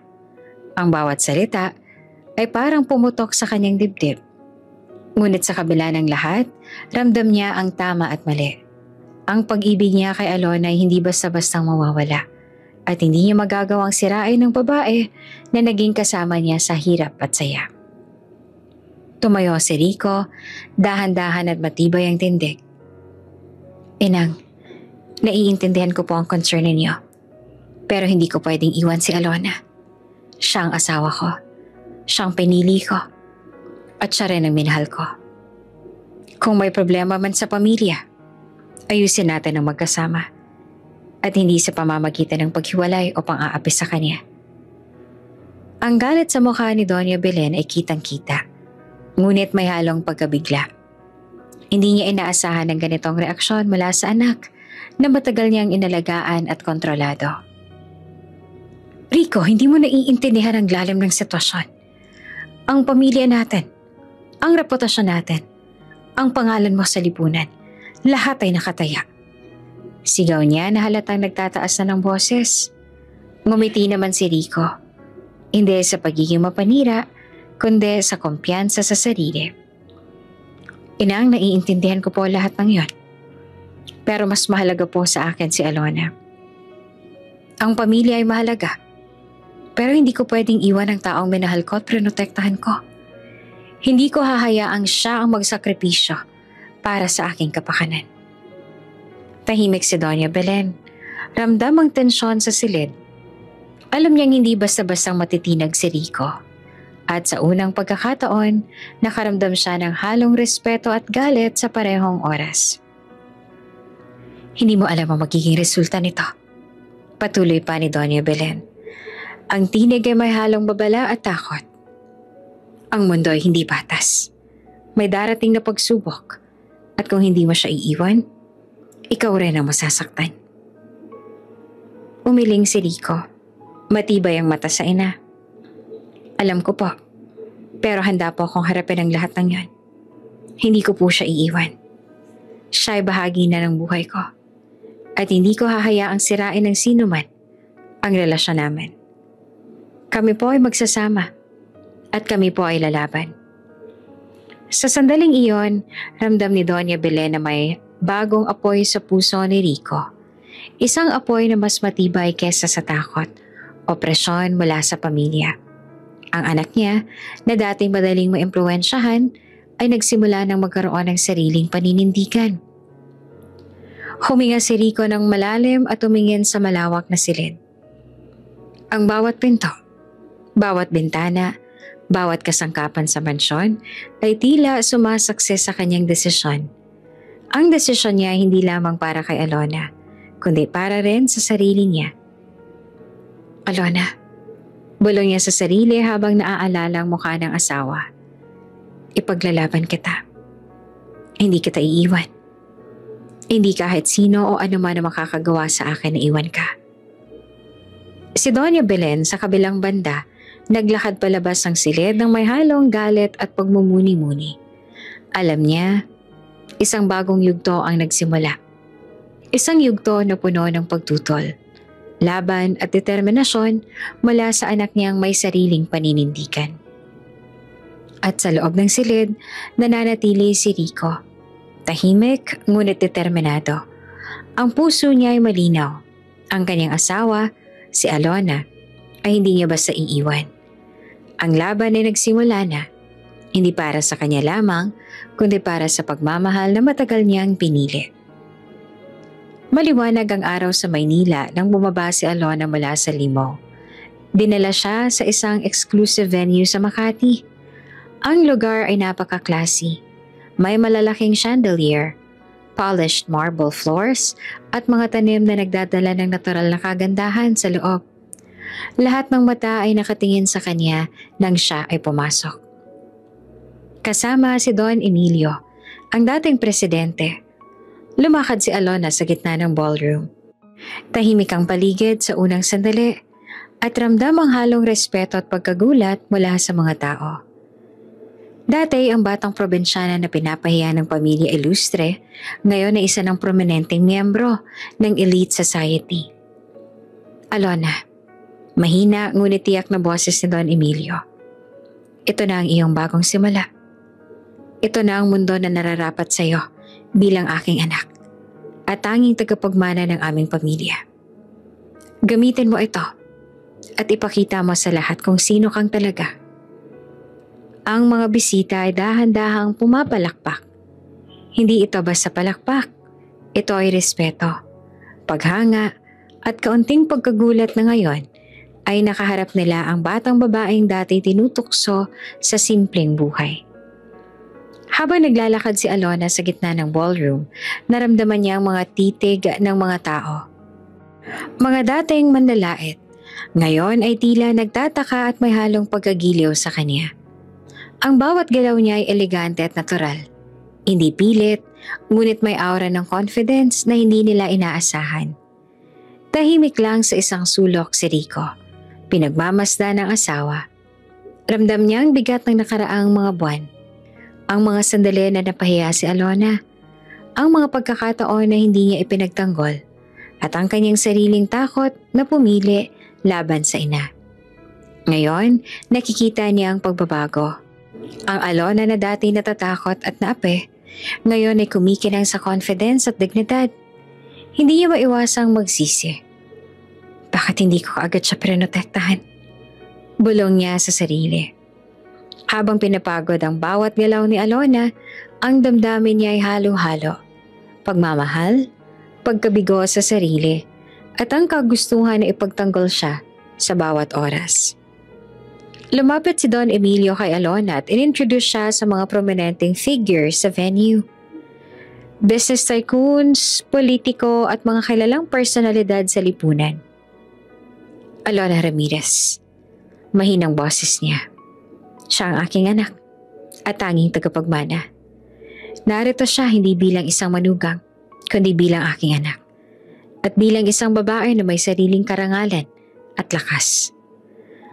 Maraming mga taong humarap kay Alona, nag-abot ng kamay at nagpakilala. Ang mga dating nanalait sa kanya ngayon ay iginagalang at pinupuri na ang kanyang pagiging maayos at dignified. Ang mga mata ni Alona ay napuno ng luha. Luha ng kaligayahan, pagmamahal at pagkilala sa kanyang sarili. Si Rico naman ay nakatayo sa tabi, hindi pa rin siya makapaniwala. Hindi lang dahil sa bagong status ni Alona, kundi sa kanyang karakter. Ang isang batang babae na kahit natapakan at pinaliit, ngayon ay nagtagumpay at pinapahalagahan ng lipunan. Bigla siyang nakaramdam ng hiya sa sarili, ngunit ramdam din niya ang damdaming hindi niya maipaliwanag. Pagmamahal na mas malalim at pagnanais na ipagtanggol ang asawa sa anumang oras. Habang nagtatapos ang introduction, lumapit si Rico sa tabi ni Alona. Alona, patawarin mo ako. Dapat ay doon pa kita pinagtanggol. Noon pa sana pinakita ko na namahal kita at hindi ka iiwan. Ngumiti si Alona. Ang mga mata ay may halong tuwa at pagmamahal. Rico, ngayon mas mahalaga na nandito tayo sa isa't isa. Hindi na mahalaga ang nakaraan. Ang mahalaga, handa tayong harapin ang mundo ng magkasama. Tahimik naman si Rico, ngunit ramdam niya ang bigat ng damdamin. Ang pagsisisi at ang bagong determinasyon na protektahan si Alona sa lahat ng pagkakataon. Ang ballroom ay puno ng liwanag, elegance at halong excitement. Sa bawat paglapit sa kanya ng mga bisita, naramdaman ni Alona ang kakaibang pagtingin sa kanya. May halong respeto, pagkilala at kahit pagmamahal. Ang batang babae na minsang naapit pinahiya, ngayon ay isang babae na may karangalan, may lakas at may lugar sa mundo. Habang nagtatapos ang gabi, nakatayo si Alona sa gitna ng venue. Hawak ang kamay ni Rico, ramdam ang lakas ng pagmamahal, ang suporta mula sa ama at ang respeto ng lipunan. Ang bawat sandali ay simbolo ng panibagong kabanata. Isang kabanata ng pagmamahal, karangalan at bagong simula. Si Rico naman sa kabilang banday sumumpa sa sarili na hindi niya nahahayaang masaktan si Alonang muli. Ang kaniyang pagmamahal ay lalakas at ang kaniyang pagkilala sa sarili at sa asawa ay magbibigay daan sa mas matibay na relasyon. Sa labas ng venue, nakatanaw sa skyline ng lungsod si Alona. Ang ilaw ng mga gusali ay kumikislap, parang sumasalamin sa bagong liwanag sa kanyang buhay. Ang nakaraan ay nagbigay ng kanyang aral. Ngunit ang kinabukasan ay puno ng pangako at bagong pag-ibig. Maliwanag ang umaga sa Makati nang umalis si Alona sa kanyang kondo kasama ang kanyang personal bodyguards. Nakasuot siya ng simpleng blouse at slacks, ngunit ramdam ang confidence sa bawat hakbang niya. Ang mga mata niya ay alerto. Alam niyang kahit na may bagong buhay at respeto, hindi pa rin mawawala ang panganib mula sa nagtatangkang sirain ng kaniyang kaligayahan. Hindi nagtagal, sa kalsada, napansin ng bodyguard ang 3 itim na SUV na palihim na sumusunod. Ang mga sasakyan ay mabilis na gumalaw, parang nakalaan sa isang layunin. Ma'am, may sumusunod po sa atin. Bulong ni Carlos, ang pinakamatagal ng bodyguard ni Alona, habang tinitingnan ang rearview mirror. Tumango naman si Alona. Ramdam ang kaunting kaba ngunit hindi nagpapakita ng takot. Sige Carlos, huwag nating hayaang makita nila na natatakot tayo. Panatilihin natin ang focus. Sa loob ng ilang minuto, lumakas ang bilis ng SUV ni Alona. Habang ang itim ni SUV naman ay hindi bumibitaw. Dito na nagsimula ang tense na car chase sa kahabaan ng EDSA. Ang trapiko ay nagmistulang palaruan ng mga sasakyan. Bawat pagliko at pagpreno ay puno ng tensyon. Ma'am, 3 sasakyan silang sumusunod. Mukhang may agenda talaga sila. Sabi ni Leo na isa pang bodyguard. Hawak naman ng walkie-talkie para makipag-ugnayan sa backup team. Ma'am Alona, huwag po kayo magtatanggal ng seatbelt. Boses ni Carlos sa kanya, sabay ang titig sa rearview mirror. Huwag ka matakot, may plano tayo. Sa isang mabilis na pagliko, tinangka ng isa sa mga SUV na ibangga sa tabi ni Alona para pigilan ang kanyang kotse. Napigilan ng mabilis sa pagmaniobra ni Carlos ang atake, ngunit ramdam ng lahat ang panganib.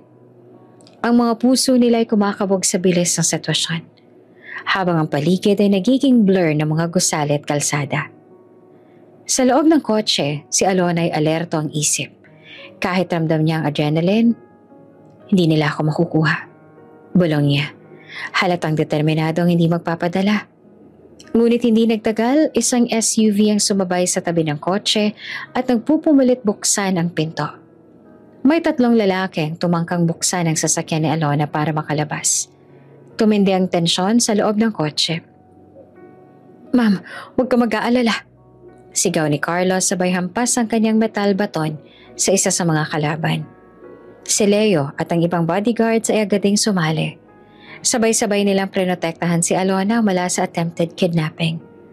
Ang chase ay tumagal pa ng ilang minuto bago tuluyang nagpatuloy sa isang secluded safe house na pinaghanda ng team ni Don Emilio. Dito, ligtas na nakalabas si Alona, huminga ng malalim at tumingin sa paligid ng relief at takot. Ma'am, ligtas na po kayo, sabi ni Leo. Habang tinitiyak na walang sugatan ng lahat, hindi nila inaasahan na may ganitong level ng security. Tumango naman si Alona. Ramdam ang tensyon na unti-unting bumababa. Ngunit sa kanyang puso, alam niya ang panganib mula kay Doña Belen ay hindi pa tapos. Ang galit at desperasyon ng biyenan ay malinaw at alam niyang gagawin niya ang lahat para siraan siya. Hindi ako matatakot. Bulong ni Alona sabay tingin sa bintana. Hindi na nila ako mapapasuko. Sa kabilang banda, si Rico, na nakatanggap ng tawag mula sa bodyguard ay agad na dumating sa safe house. Napansin niya ang pagkabalisa ni Alona at ang kaniyang tapang. Huminga siya ng malalim. Ramdam ang bigat ng sitwasyon at ang panghihinayang na hindi niya agad na ipagtanggol si Alona noon. Alona, bulong niya hawak ang kamay. Pasensya na. Dapat. Noon pa kita prinotektahan. Ngumiti si Alona na may halong relief at pagmamahal. Rico, andito ka na. At ito ang mahalaga. Hindi na natin hahayaan na sirain ang buhay natin. Ang mga bodyguard si Alona ay nag-set up ng perimeter. Tinitiyak na walang makakaabot sa kanila habang may plano silang ipatupad para masiguro ang kaligtasan niya sa susunod na hakbang.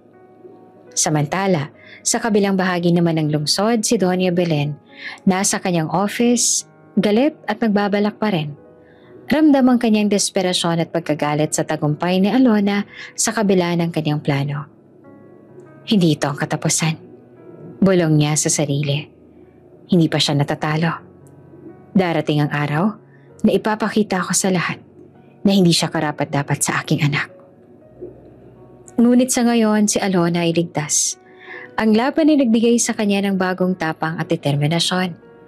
Ang dating babae na natatakot at naaapi, ngayon ay handa ng ipaglaban ng sarili.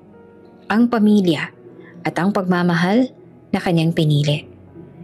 Ang car chase at attempted kidnapping ay naging paalala sa kanya na kahit gaanong kataas ang lipunan o gaanong karaming humahamak sa kanya, ang tunay na lakas ay nagmumula sa puso, tapang at suporta ng mga taong mahal niya.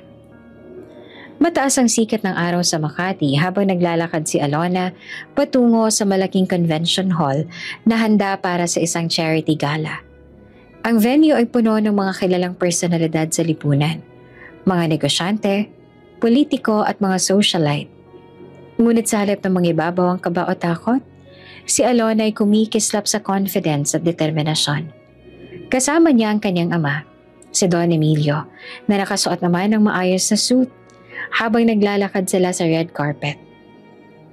Ramdam ni Alona ang titig ng mga tao. Dati may pang-aalipusta at panlalait sa kanya.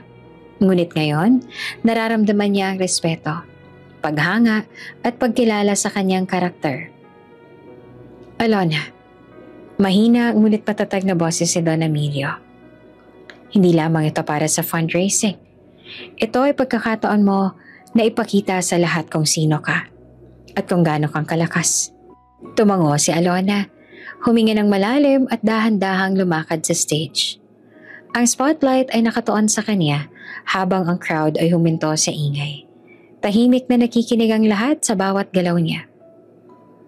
Magandang araw sa inyong lahat, panimula ni Alona. May halong kaba ngunit ramdam ang tiwala sa sarili. Maraming salamat sa pagdalo sa event na to. Ang okasyong ito ay hindi lamang tungkol sa pagtulong ng mga nangangailangan, kundi para ipakita rin na sa kabila ng lahat ng pagsubok, may lakas at determinasyon na makakaya nating harapin ang buhay. Tahimik na nakikinig ang audience. Ramdam ang sincerity sa bawat salita niya. Ang dating batang babae na natatakot at naaapi, ngayon ay nakatayo sa harap ng lipunan, matatag at may dignidad. Ang bawat isa sa atin ay may kakayahang gumawa ng pagbabago. Patuloy pa ni Alona. Ang tunay na lakas ay hindi lamang nakikita sa kayamanan o posisyon sa lipunan, kundi sa puso, sa tapang na ipaglaban ng tama, at sa pagmamahal na ibinibigay natin sa kapwa. Si Rico, nakatayo sa gilid ng stage, ay hindi makapaniwala. Ang dating asawa na naaapi sa harap ng kanyang ina, ngayon ay isa ng inspirasyon. Napansin niya kung gaanong kalakas at ka-determined si Alona. Higit pa sa kanyang sariling tapang. Ang kanyang puso ay punong-puno ng pagmamahal at pagsisisi. Bakit ba hindi ko siya noon pinaglaban agad? Bulong ni Rico sa sarili habang tinitingnan ng asawa. Ngayon mas maliwanag na ang lahat. At ramdam ko na kung gaano ako kaliit kumpara sa lakas ng loob niya. Sa stage, nagpatuloy si Alona sa kanyang speech. Nagbahagi ng mga kwento ng mga batang nangangailangan at mga pamilyang nawalan. Ang bawat salita niya ay puno ng emosyon at sincerity. Ang audience ay tumayo at pumalakpak, humahanga sa kanyang dedication at tapang. Ang pagbabago ay nagsisimula sa bawat isa sa atin. Pagtatapos pa ni Alona. At kung minsan, ang pinakamahalagang laban ay ang laban sa ating sarili. Ang laban para maging matatag, maging matapang, at ipakita na kaya nating bumangon sa kabila ng lahat ng pagsubok. Pagkatapos ng kanyang speech, maraming lumapit kay Alona para purihin siya.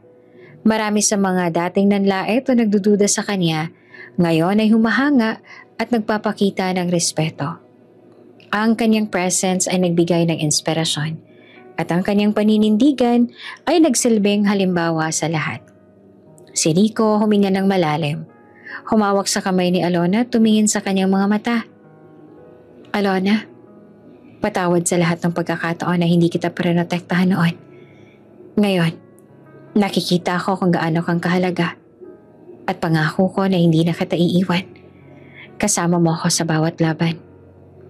Ngumiti si Alona, may halong emosyon. Rico, salamat sa pagsuporta ngayon. Ang mahalaga nandito tayo. Ang nakaraan ay aral na lang.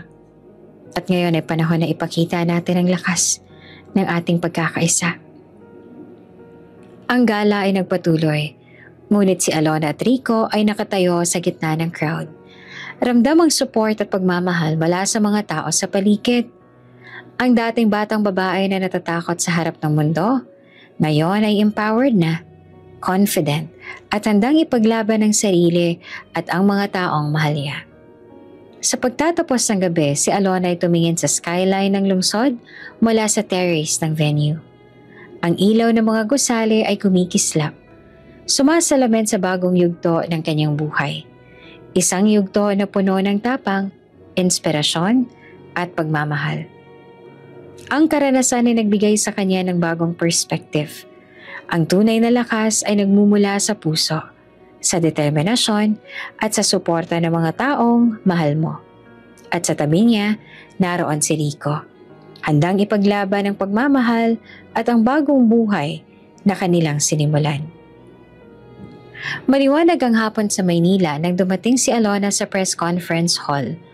Ang lugar ay puno ng mga reporter, cameraman at mga flashing lights mula sa iba't ibang media outlet. Ang eksenang ito ay hindi lamang tungkol sa balita. Ito ay simbolo ng hustisya at pagbabalik ng kapangyarihan sa isang babaeng dati pinahiya at naiyapi.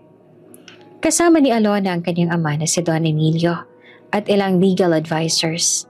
Ang stage ay simple ngunit eleganteng nakaayos. May backdrop na may nakasulat na Truth and Justice. Ang crowd ay abala sa pagkuha ng tamang anggulo para sa coverage, habang ang tensyon naman sa hangin ay halatang nararamdaman ng lahat. Magandang hapon po sa inyong lahat. Panimula ni Alona, mahinahon ngunit may halong determinasyon sa boses. Ngayon ay isang napakahalagang araw, hindi lamang para sa akin, kundi para sa lahat na naniniwala sa katotohanan at hustisya. Tahimik na nakikinig ang audience. Ramdam ang seriousness sa kanyang tone. Matagal ko nang pinag-aaralan ng mga pangyayari sa nakaraang taon. At ngayon, handa akong ibahagi ang katotohanan. Ang isang taong minsang nagdulot ng kasiraan sa aking buhay at sa buhay ng iba ay sangkot sa mga ilegal na negosyo at katiwalian. Nag-pause si Alona. Tiniyak na bawat mata sa hall ay nakatuon sa kanya. Matagal na ako naghihintay para sa araw na to. At ngayon, hindi na natin hahayaan ng sino man na malampasan ang batas. Ang taong pinag-uusapan ko ay walang iba, kundi si Doña Belen Ilustre. Bigla ang mga usap-usapan sa press conference hall. Ang mga reporters ay nag-type ng mabilis, habang ang mga cameraman ay nakatutok sa bawat galaw ni Alona.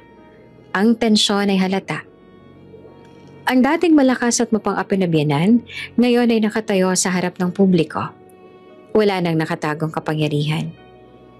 May sapat kaming ebidensya, dagdag ni Alona, habang pinapakita ang mga dokumento sa media. Mga transaksyon, bank records, at testimonya mula sa mga nakakaalam sa illegal dealings. Lahat ng ito ay magpapatunay na hindi lamang siya sinuway ang batas, kundi pinahamak din niya ang ibang tao para sa sariling kapakanan. Ang press ay napuno ng excitement at disbelief. Maraming nakatingin sa bawat detalye na ipinakita ni Alona. Dito nag-umpisa ang tunay na drama. Ang pagkakabunyag ng katotohanan na matagal na nakatago sa likod ng kayamanan at impluwensya ng pamilya Ilustre. Sa kabilang bahagi naman ng hall, si Doña Belen ay nandoon, nakaupo sa gallery. Ang kanyang mukha ay nag-aalab sa galit at hiya. Ramdam niya ang bigat ng pagbagsak na unti-unti niyang nararamdaman. Ang plano niyang panatilihin ang kapangyarihan at reputasyon ay tuluyang nauurong sa ilalim ng liwanag ng katotohanan.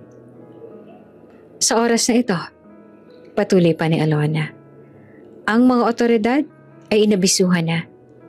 At ngayong narito tayo, hahayaan natin ang batas ang kumilos. Sa loob ng ilang minuto, dumating ang mga pulis sa press conference hall. Maayos at profesional na lang nilapitan si Doña Belen, na ngayon ay nakatayo, walang makitang puwersa o tauhan na pwedeng ipakita bilang proteksyon. Ang kanyang mga mata ay puno ng pagkabigla at galit, habang binabasa niya ang legal papers na ipinapakita ng mga pulis. Doña Belen Ilustre, ikaw ay inaaresto para sa sangkot sa mga illegal business deals at pang-aabuso sa mga transaksyon. Mahinahon ngunit malinaw na boses ng pulis. Ang crowd ay napuno ng mga camera flashes, habang ang mga reporter naman ay hindi mapakali sa pagsulat at pagkuha ng footage. Ang dating malakas na biyana na minsang nagpahiya kay Alona sa harap ng maraming tao, ngayon ay nakatayo sa harap ng batas. Walang kakampi at walang taguan ng kapangyarihan. Si Alona, tahimik ngunit may dignidad, ay nananatili sa stage. Ramdam niya ang bigat ng nakaraang taon, ang pang-aalipusta, ang humiliation, at ang lahat ng laban niya para sa sarili. Ngunit ngayon, sa harap ng publiko, siya ay empowered, confident at may lakas ng loob na ipakita na hindi siya basta-basta. Si Rico naman na nakatayo sa gilid ay huminga ng malalim. Ang damdamin niya ay halo-halo, relief, pagmamahal, at pagkamangha sa tapang ng asawa. Ramdam niyang muli kung gaano siyang kaliit kumpara sa lakas ng loob ni Alona, at muling napangako sa sarili na hindi na siya magpapahuli sa pagsuporta sa kanya. Matapos ang pag-aresto, dahan-dahan ng press conference ay nagtapos. Ang mga reporter ay nagpatuloy sa pagkuha ng mga eksena at reactions ng publiko. Si Alona ay naglakad patungo sa exit, kasama ang kanyang ama at si Rico. Ang bawat hakbang ay simbolo ng panibagong kabanata. Isang kabanata ng hustisya, empowerment at pagbabalik ng dignidad. Sa labas naman huminga si Alona ng malalim. Ang hangin ay malamig ngunit nakakapagpaginhawa sa kanya. Tinitingnan niya ang skyline ng lungsod. Ramdam ang liwanag ng bagong simula. Ang kanyang ngiti ay tahimik ngunit puno ng tagumpay. Ang nakaraan ay hindi nahadlak. Bulong niya sa sarili. Ngayon, ako na may kontrol sa buhay ko at sa aking kapalaran. Ang gabi ay tahimik sa rooftop garden ng kondo ni Alona. Ang mga ilaw ay malumanay, naglalaro sa hangin. Nagbibigay ng romantikong ambience na halos walang kasing init kumpara sa damdamin ng dalawang tao na naroroon. Si Alona ay nakaupo sa bench, nakatingin sa skyline ng lungsod. Iniisip ang lahat ng nangyari sa nakaraang taon. Ang pang-aalipusta, ang pagbagsak ng biyanan, at ang pag-akyat niya sa bagong buhay. Tahimik na lumapit si Rico. Dahan-dahan, ramdam niya ang bigat ng bawat hakbang. Ang dating lalaki na natakot sa ina, ngayon ay may tapang na humarap sa sariling pagkukulang. Alona, mahina niyang panimula. Hawak ang parehong kamay ni Alona. Alam kong marami akong pagkukulang. Maraming beses na hindi kita pinoprotektahan. At hindi ko rin naging matatag para sa'yo nung panahon ng pang-aalipusta at kahihiyan. Tumango si Alona. Tahimik ngunit ramdam ang tensyon sa pagitan nila. Ang mga mata niya ay halong galit at emosyon na sugat mula sa nakaraan. Ngunit may halong pag-asa. Dahan-dahan lumuhod si Rico sa harap niya. Ang simpleng kilos na iyon ay simbolo ng pagpapakumbaba at taos-pusong paghingi ng tawad. Alona, humihingi ako ng patawad. Hindi ko nahahayaan ang nakaraan na sirain ang ating relasyon. Handa akong itama ang lahat ng mali at ipaglaban ang pagmamahal natin. Patawarin mo ako. Sabi niya na ang boses naman ay puno ng emosyon. Ramdam ang sincerity sa bawat salita. Tahimik si Alona, hawak ang mga kamay ni Rico at pinagmamasdan siya ng maingat. Ang kanyang puso ay naguguluhan. Ang pagmamahal na dati tahimik na naroon, ngayon ay nagbabalik ng mas malinaw na paraan. Ngunit ang takot na masaktan muli ay nagpapalakas ng kanyang pagdadalawang isip. Rico, panimula niya ng malumanay. Maraming nangyari at hindi biro ang lahat ng pinagdaanan natin. Hindi lang ito tungkol sa nakaraan, kundi sa kung paano mo ipinakita ngayon na handa ka maging iba. Si Don Emilio na nakatayo sa tabi ay tumingin sa anak na babae niya. Ramdam ang pagmamalaki sa tapang at maturity ni Alona. "Anak," sabi niya, mahinahon. "Ang desisyon sa puso mo ang pinakamahalaga. Akong bahala sa lahat ng iba. Pero sa pag-ibig at sa taong pinili mo, ikaw ang may huling salita. Alona, alam kong kayang-kaya mong pumili para sa sarili mo." Si Alona naman ay huminga ng malalim. Ramdam ang bigat ng responsibilidad sa desisyon. Pinagmamasdan niya ang mukha ni Rico, ang sincerity, ang pangako at ang tunay na pagmamahal na naipakita sa simpleng kilos ng pagluho at paghingi ng tawad. "Rico," dahan-dahan niyang wika. "Hindi ko pa alam kung handa na akong bumalik tayo sa dati. Ngunit nakikita ko naman ang iyong sincerity at ramdam ko na nagbago ka. Kailangan ko lang ng oras at ng pangako na hindi na mauulit ang mga pagkukulang." Tumango naman si Rico. Ramdam ang damdamin niya na naiintindihan at pinapahalagahan ng kanyang asawa. "Alona, pangako ko, hindi na mauulit ang nakaraan. Kahit anong mangyari, ipapakita ko sa iyo araw-araw kung gaano kitang kamahal at kung paano kitang poprotektahan. Hindi kita iiwan sa gulo o problema. Pangangalagaan ko ang pagmamahalan natin tulad ng nararapat sa iyo." Ang malamlam na ilaw ng rooftop ay tila sumasalamin sa bagong simula ng kanilang relasyon. Ang dating pang-aalipos at takot na naranasan ni Alona ay napalitan ng pag-asa at determinasyon na ipaglaban ang pagmamahal niya. Naglakad si Alona papalapit kay Rico at sa kabila ng kanyang pagdadalawang isip, hinawakan niyang mukha nito at tumingin sa mga mata ng lalaki na nagpakita ng tunay na pagbabago. "Rico, simulan natin muli. Unti-unti. Ngunit kailangan kong makita ang patunay ng pangakong ito, hindi lamang salita." Ngumiti naman si Rico. Ramdam ang bigat ng pasanin na unti-unting nawawala.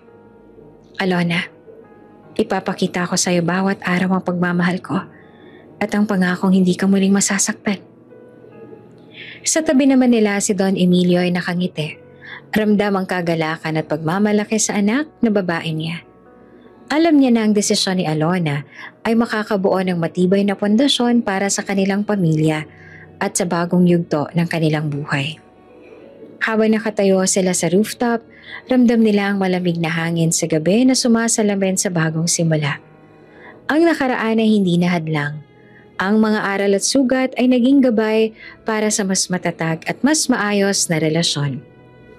Ang pagtanggap ng patawad ay hindi madaling proseso, ngunit ang lakas ng loob at sincerity ni Rico ay nagbigay ng bagong pag-asa kay Alona. Ang gabi ay nagtatapos sa tahimik, ngunit malakas na pangako. Isang pangako ng pagmamahal, respeto at bagong simula para sa kanilang dalawa. Ang araw ng kasal ay maliwanag, mainit, ngunit ang hangin ay may halong excitement at pag-asa. Sa malawak na garden sa isang resort sa Tagaytay, handa na ang lahat para sa isang grand wedding. Ang mga bulaklak ay nakahanay sa pathway, puti at pastel ang kulay. Eleganteng dekorasyon na nagpapakita ng simple pero marangyang selebrasyon. Si Alona ay nakatayo sa bridal suite, tinitingnan ng salamin. Ang gown niya ay eleganteng disenyo, simple ngunit classy, na nagpapakita ng kanyang maturity at elegance. Tahimik siyang huminga. Iniisip ang lahat ng nangyari sa nakaraan. Ang pang-aalipusta ng kanyang biyanan, ang public humiliation at ang paghihirap na pinagdaanan niya. Ngunit ngayon, narito siya, empowered at handa para sa bagong yugto ng buhay. Dumating si Rico, nakasuot ng klasikong barong Tagalog. Ang dating lalaki na takot sa ina, ngayon ay matatag na at handang ipakita ang pagbabago. Lumapit siya kay Alona. Dahan-dahang hinawakan ang kamay nito at tumingin sa mga mata ng babae na mahal niya. "Alona," wika niya na may halong kaba at sincerity. "Hindi lang ako humihingi ng patawad. Ngayon, Ipinapangako ko sa'yo na ipapakita ko sa'yo araw-araw na karapat-dapat ako sa pagmamahal mo. Handa akong patunayan ang sarili ko sa bawat sandali ng ating buhay. Ngumiti naman si Alona. Ramdam ang sincerity sa boses ni Rico.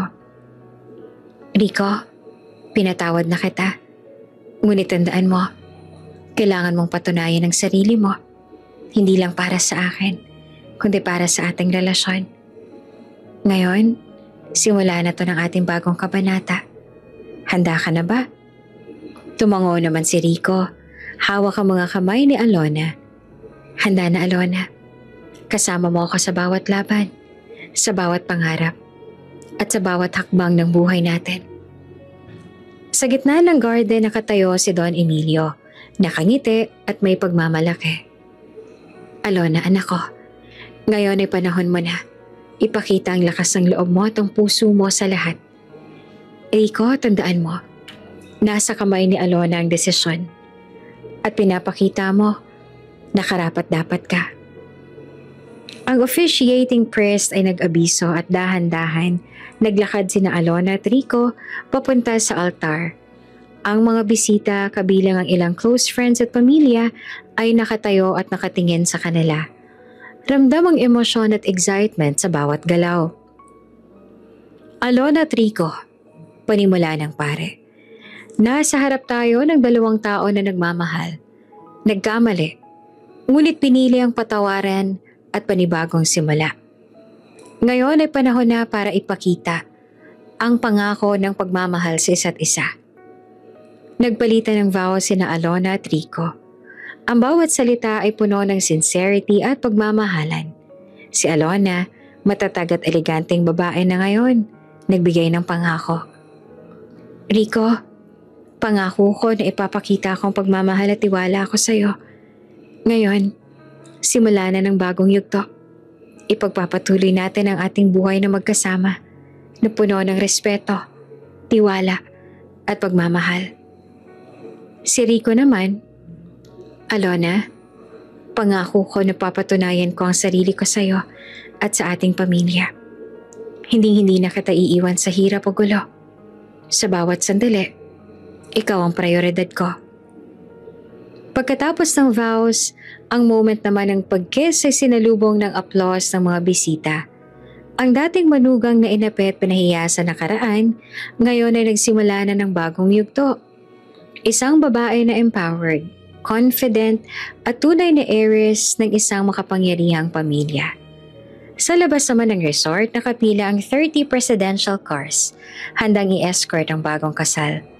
Ang convoy ay simbolo ng mataas na posisyon at respeto ni Alona sa lipunan. Habang lumalabas sila, si Alona at Rico naman ay nakatingin sa isa't isa, ramdam ang excitement, pagmamahal at bagong simula. Habang nagmamaneho sa scenic route, ang mga kotse ay kumikislap sa araw, parang pagsalubong sa bagong yugto ng kanilang buhay. Ang crowd na nakapaligid sa venue ay nag-a-applause, nagbibigay pugay sa bagong kasal. Si Don Emilio naman ay nakangiti sa likod, ramdam ang kagalakan at pagmamalaki sa anak ng babae. Pagdating nila sa kanilang honeymoon destination, si Alona ay tumingin sa paligid, huminga ng malalim at napangiti. Ang lahat ng nangyari, ang pang-aalipusta, public humiliation at laban sa buhay ay naging daan para siya ay maging mas matatag at empowered. Rico, wika niya, hawak ang kamay ng asawa. Ito na ang simula ng ating bagong buhay at kasama kita sa bawat laban at tagumpay. Tumango si Rico, ramdam ang pag-asa at pagmamahal. Alona, ngayon at lagi, ikaw ang priority ko. Hindi kita iiwan sa hirap man o ginhawa. Si Alona ay nakatingin ngayon sa sunset. Nakasuot ng eleganteng gown, confident at empowered. Tunay ngang eredera at handang harapin ang mundo. Ang dating manugang na inape, ngayon ay simbolo na ng lakas, dignidad at pagmamahal na isang inspirasyon para sa lahat. bago ka pa lang sa channel neto, ibang kwento ni Ate Jane, istorya mo, ikwento ko. Huwag kalimutang pindutin ang notification bell at subscribe button.